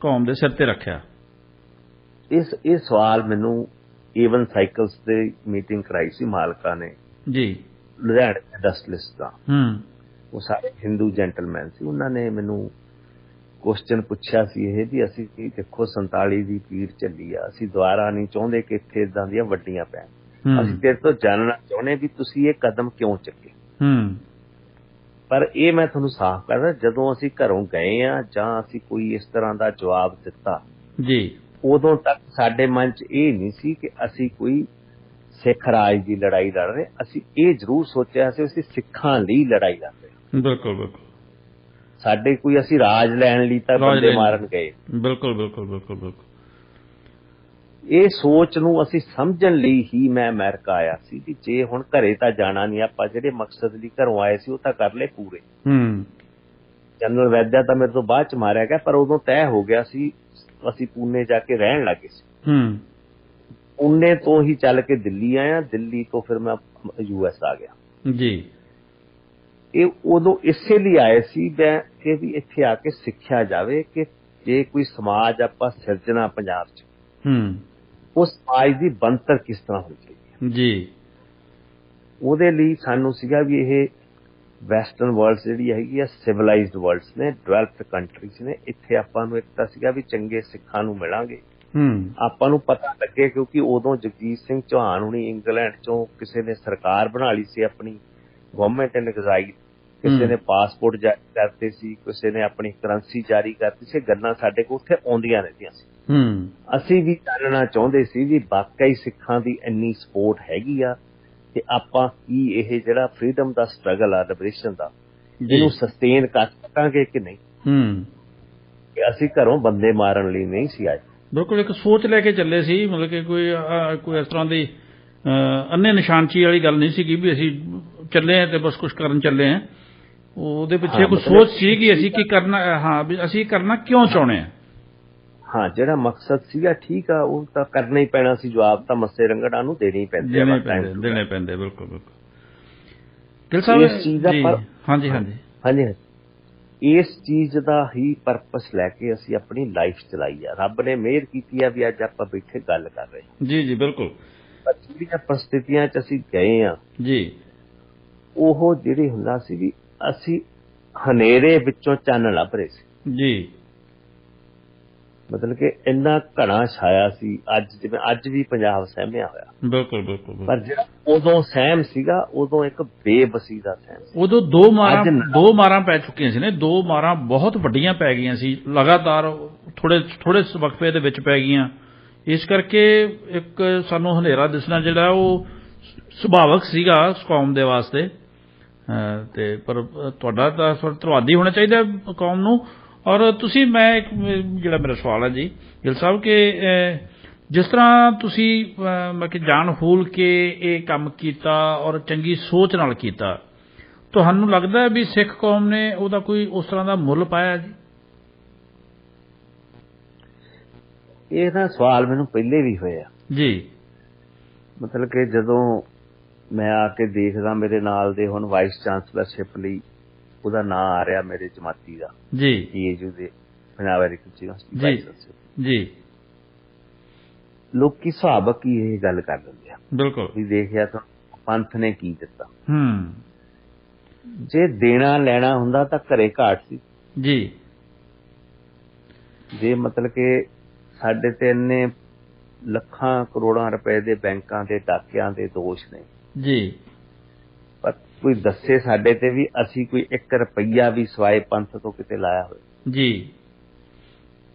ਬਾਹਰ ਮੈਂ ਇੰਨਾ ਚਿਰ ਵਿਚਰਿਆ, ਸਾਡਾ ਐਡਾ ਨਾਮੀ ਕੇਸ ਲੜਿਆ ਗਿਆ, ਤਕਰੀਬਨ $1 ਮਿਲੀਅਨ ਦੇ ਕਰੀਬ ਉਹਦੇ ਤੇ ਖਰਚ ਹੋਇਆ ਜੀ। ਸਾਡਾ ਬੈਂਕ ਆਫ ਅਮਰੀਕਾ ਵਿੱਚ ਅਕਾਊਂਟ ਸੀਗਾ, ਜੀ। ਅਸੀਂ ਕਦੀ ਸਿੱਧਾ ਪੈਸਾ ਨਹੀਂ ਲਿਆ, ਉਹਦੇ ਚ ਸਾਡੇ ਨਾਂ ਤੇ ਅਕਾਊਂਟ ਸੀ ਜੀ, ਉਹਦੇ ਤੇ ਪੂਰਾ ਆਡਿਟ ਹੁੰਦਾ ਸੀ ਅਕਾਊਂਟ ਜੀ। ਅੱਜ ਵੀ ਕੋਈ ਕਹੇ ਇੱਥੇ 1 ਰੁਪਈਏ ਦੀ ਵੀ ਦੇਣਦਾਰ ਹੋਣੇ ਜੀ, ਜੇ ਬਾਹਰ ਵੀ ਰਹੇ ਆ ਤਾਂ ਕੋਈ ਕਹਿ ਦੇ ਕਿ ਸਾਡੇ ਤੋਂ ਜੀ ਇਹਨਾਂ ਨੇ ਪੈਸੇ ਮੰਗ ਲਏ, ਲੈ ਲਏ, ਕਰ ਲਏ, ਜਾਂ ਕੋਈ ਇਹਨਾਂ ਨੇ ਇੱਥੇ ਕੀਤਾ ਹੋਵੇ ਜੀ। ਮੈਨੂੰ ਯਾਦ ਆ ਜਦੋਂ ਮੈਂ ਅਮਰੀਕਾ ਚ ਸੀਗਾ, ਸਾਡੇ ਉਦੋਂ ਜਨਰਲ ਐਮਨੈਸਟੀ ਡਿਕਲੇਅਰ ਹੋ ਗਈ ਸੀ 1986 ਵਿੱਚ, ਜਿੰਨੇ ਕੱਚੇ ਨੇ ਬੰਦੇ ਜਾਂ ਇਲੀਗਲ ਨੇ ਜੀ ਉਹ ਪੱਕੇ ਹੋ ਜਾਣ ਜੀ। ਬਹੁਤ ਮਿਲੀਅਨ ਤੋਂ ਬੰਦੇ ਪੱਕੇ ਹੋਏ ਸੀ, ਬਹੁਤ ਸਿੱਖ ਵੀ ਬਹੁਤ ਹੋਏ ਸੀ ਜੀ। ਉਦੋਂ ਬੜਾ ਸੌਖਾ ਜਿਹਾ ਪ੍ਰੋਸੀਜਰ ਸੀਗਾ ਪੱਕੇ ਹੋਣ ਦਾ ਜੀ। ਸਾਡੇ ਸਰਦਾਰ ਦਦਾਰ ਸਿੰਘ ਬੈਂਸ ਉਹਨਾਂ ਨੇ ਨਾ ਸਾਰਿਆਂ ਨੇ ਕਿਹਾ ਸੀ ਤੁਸੀਂ ਇੱਥੇ ਪੱਕੇ ਹੋ ਜਾਓ, ਤੁਸੀਂ ਵਾਪਸ ਹੀ ਸੋਚ ਕੇ ਗਏ ਸੀ ਵੀ ਅਸੀਂ ਆਪਣਾ ਕੰਮ ਕਰਕੇ ਜੋ ਅਸੀਂ ਇੱਥੋਂ ਸਿੱਖਣਾ ਸਿੱਖ ਕੇ ਜੋ ਸਪੋਰਟ ਸਾਨੂੰ ਪਤਾ ਲੱਗੂਗੀ ਕੀ ਹੈਗੀ ਸਿੱਖਾਂ ਦੀ ਜੀ, ਉਸ ਤੋਂ ਬਾਅਦ ਵੀ ਵਿਲ ਕਮ ਬੈਕ ਜੀ। ਅਸੀਂ ਈਵਨ ਸਾਨੂੰ ਵਿਆਹ ਦੀਆਂ ਵੀ ਆਫਰਸ ਆਈਆਂ ਸੀ ਜੀ, ਤੁਸੀਂ ਇੱਥੇ ਬਸ ਜਾਓ। ਅਸੀਂ ਕਿਹਾ ਨਹੀਂ, ਇਸ ਤਾਂ ਵਾਪਸ ਹੀ ਜਾਣਾ, ਅਸੀਂ ਆਪਣੇ ਯਾਰ ਪਿੱਛੇ ਛੱਡ ਕੇ ਆਏ ਆ, ਜਾਵਾਂਗੇ ਤਾਂ ਵਾਪਸ। ਤੇ ਫੜੇ ਕੇ ਅਸੀਂ ਉਦੋਂ ਹੀ ਗਏ ਜਦੋਂ ਅਸੀਂ ਅਗਲੇ ਦਿਨ ਫਲਾਈਟ ਲੈਣੀ ਸੀ, ਜਦੋਂ ਸਾਡੀ ਫੜਾਈ ਹੋਈ, ਕਿਉਂਕਿ ਉਦੋਂ ਇੰਟਰਪੋਲ ਚ ਵਾਰੰਟ ਚਲੇ ਗਏ ਹੋਏ ਸੀ, ਕਿਉਂਕਿ ਜਦੋਂ ਸੁੱਕੇ ਹੋਣੀ ਫੜੇ ਗਏ ਜਿੰਦੇ ਹੋਣੀ ਜੀ, ਉਦੋਂ ਪਹਿਲੀ ਵਾਰ ਇੰਡੀਅਨ ਗਵਰਨਮੈਂਟ ਨੂੰ ਪਤਾ ਲੱਗਿਆ ਕਿ ਇਹਨਾਂ ਮਗਰ ਕੋਈ ਹੋਰ ਬੰਦੇ ਨੇ ਜੀ, ਤੇ ਉਹ ਬੰਦੇ ਬਾਹਰ ਚਲੇ ਗਏ ਹੋਏ ਜੀ। ਮੇਰੇ ਕਰਕੇ ਸਾਡੇ ਕਰਕੇ ਪਾਸਪੋਰਟ ਆਫਿਸ ਪੰਜਾਬ ਦਾ 3 ਮਹੀਨੇ ਬੰਦ ਰਿਹਾ ਸੀ ਜੀ ਇਹਨਾਂ ਨੂੰ ਪਤਾ ਨਹੀਂ ਲੱਗਦਾ ਪਾਸਪੋਰਟ ਕਢਾ ਕਿਵੇਂ ਲੈ ਗਏ ਜੀ, ਕਿਉਂਕਿ ਇਹ ਇਸ ਤਰ੍ਹਾਂ ਦੀਆਂ ਉਹ ਵਿਚਾਰਾ ਬੰਦਾ ਮੈਨੂੰ ਹੁਣ ਵੀ ਜਿਹੜਾ ਏਜੰਟ ਸੀਗਾ ਪਾਸਪੋਰਟ ਦਾ ਉਹਨਾਂ ਨੂੰ ਦੁੱਖ ਝੱਲਣਾ ਪਿਆ ਕੁਛ ਚਿਰ, ਕਈ ਸਾਲ ਜੇਲ੍ਹਾਂ 'ਚ ਵੀ ਲਾਏ ਉਹਨਾਂ ਨੇ। ਸਾਰੀਆਂ ਬੰਦਾ ਮੈਨੂੰ ਮਿਲਿਆ ਜਿਹਨੇ ਮੈਨੂੰ ਪਾਸਪੋਰਟ ਦਿੱਤਾ ਸੀ ਜੀ, ਪਰ ਜਿਹੜੇ ਬੰਦੇ ਨੇ ਉਸ ਪ੍ਰਕਿਰਿਆ 'ਚ ਮਦਦ ਕੀਤੀ ਸੀ ਉਹ ਵਿਚਾਰਾ ਚੰਡੀਗੜ੍ਹ ਕੰਮ ਕਰਦਾ, ਹਜੇ ਵੀ ਸ਼ਾਇਦ ਉੱਥੇ ਤੇ ਕੇਸ ਚੱਲਦਾ। ਬਿਲਕੁਲ। ਇੱਕ ਤਾਂ ਗੁਜ਼ਰ ਹੀ ਗਿਆ ਬੰਦਾ, ਇੱਥੇ ਸਾਡੇ ਕੌਂਸਲਰ ਸੀਗਾ। ਮਤਲਬ ਉਦੋਂ ਇਸ ਤਰ੍ਹਾਂ ਦੀ ਭਾਵਨਾ ਸੀ ਨਾ ਬਲਦੇਵ, ਮੈਨੂੰ ਯਾਦ ਆ ਵੀ ਸਾਨੂੰ ਯੂਨੀਅਨ ਦਾ ਪ੍ਰੈਜ਼ੀਡੈਂਟ ਮਿਲਿਆ ਸੀ ਪੰਜਾਬ ਰੋਡਵੇਜ਼ ਦਾ, ਕੰਡਕਟਰਾਂ ਦਾ ਕਿ ਬੱਸ ਡਰਾਈਵਰਾਂ ਦਾ। ਉਹਨੂੰ ਪਤਾ ਸੀ ਵੀ ਇਹ ਬੰਦੇ ਇਸ ਲਹਿਰ 'ਚ ਚੱਲੇ ਹੋਏ ਆ। ਉਹਨੇ ਕਿਹਾ ਸੀ ਵੀ ਤੁਸੀਂ ਕਦੀ ਹਥਿਆਰ ਜੇ ਕਿਤੋਂ ਇੱਕ ਥਾਂ ਤੋਂ ਦੂਜੀ ਥਾਂ ਲਿਜਾਣਾ, ਤੁਸੀਂ ਭਾਜੀ ਇਹ ਵੀਰੇ ਕੰਮ ਕਰਨਾ, ਤੁਸੀਂ ਸਾਡੀ ਜ਼ਿੰਮੇਵਾਰੀ ਲਾਇਓ, ਅਸੀਂ ਕਿਵੇਂ ਕਰੀਏ। ਕਿ ਉਦੋਂ ਲੋਕਾਂ ਦਾ ਸਹਿਯੋਗ ਸੀਗਾ, ਲੋਕ ਮਹਿਸੂਸ ਕਰਦੇ ਸੀ ਉਦੋਂ ਲੋੜ ਨੂੰ ਔਰ ਸਮੇਂ ਨੂੰ ਸਮਝਦੇ ਸੀ ਜੀ।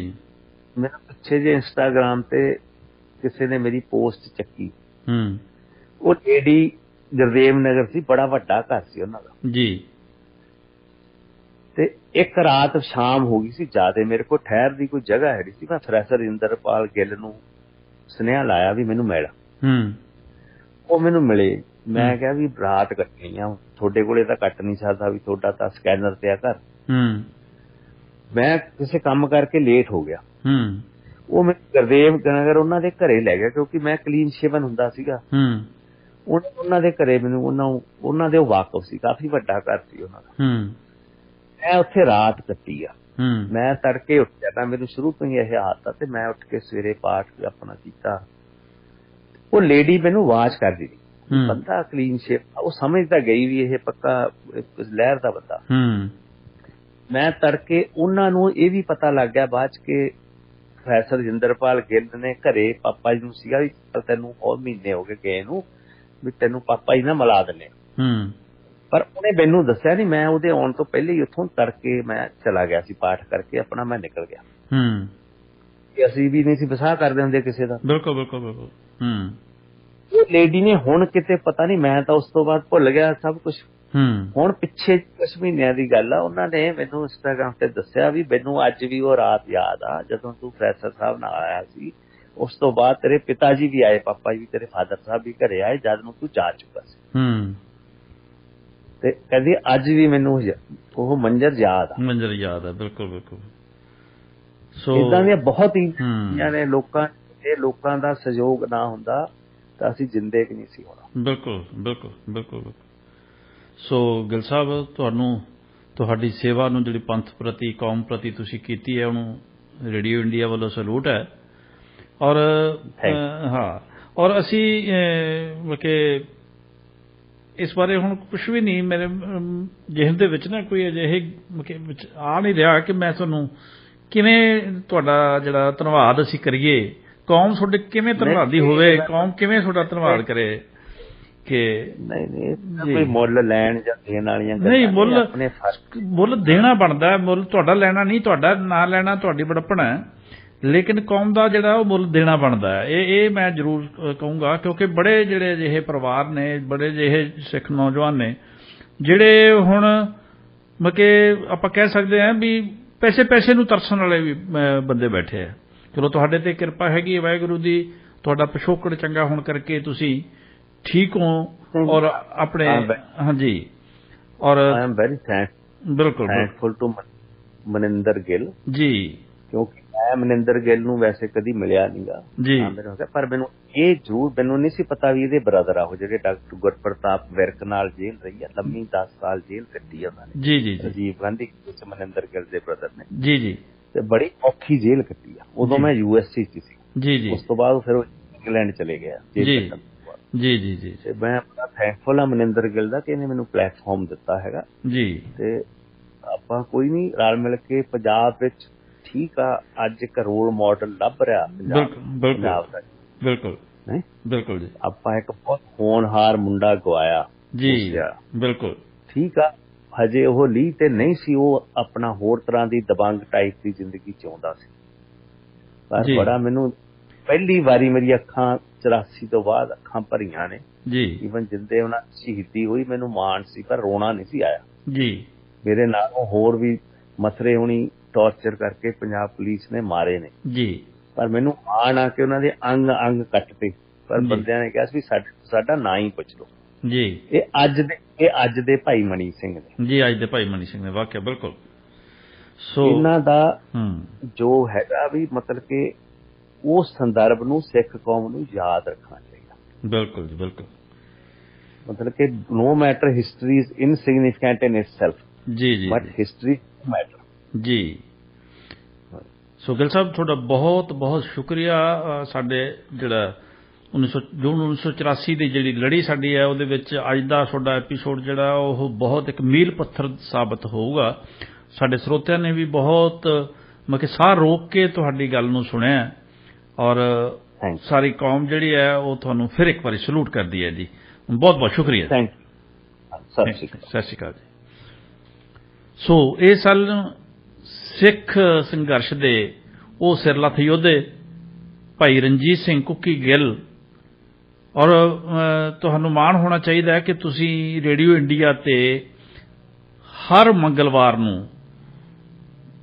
ਸ਼ਾਮ 5 ਵਜੇ ਤੋਂ ਲੈ ਕੇ 7 ਵਜੇ ਤੱਕ ਇੰਡੀਆ 'ਚ ਔਰ ਹਰ ਬੁੱਧਵਾਰ ਨੂੰ ਸਵੇਰੇ 5:30 ਵਜੇ ਤੋਂ ਲੈ ਕੇ 7:30 ਵਜੇ ਤੱਕ ਇੰਡੀਆ ਦੇ ਵਿੱਚ ਇਹਨਾਂ ਨੂੰ ਸਾਡੇ ਨਾਲ ਤੁਸੀਂ ਰੂਬਰੂ ਹੁੰਦੇ ਸੁਣਦੇ ਰਹਿੰਦੇ ਹੋ।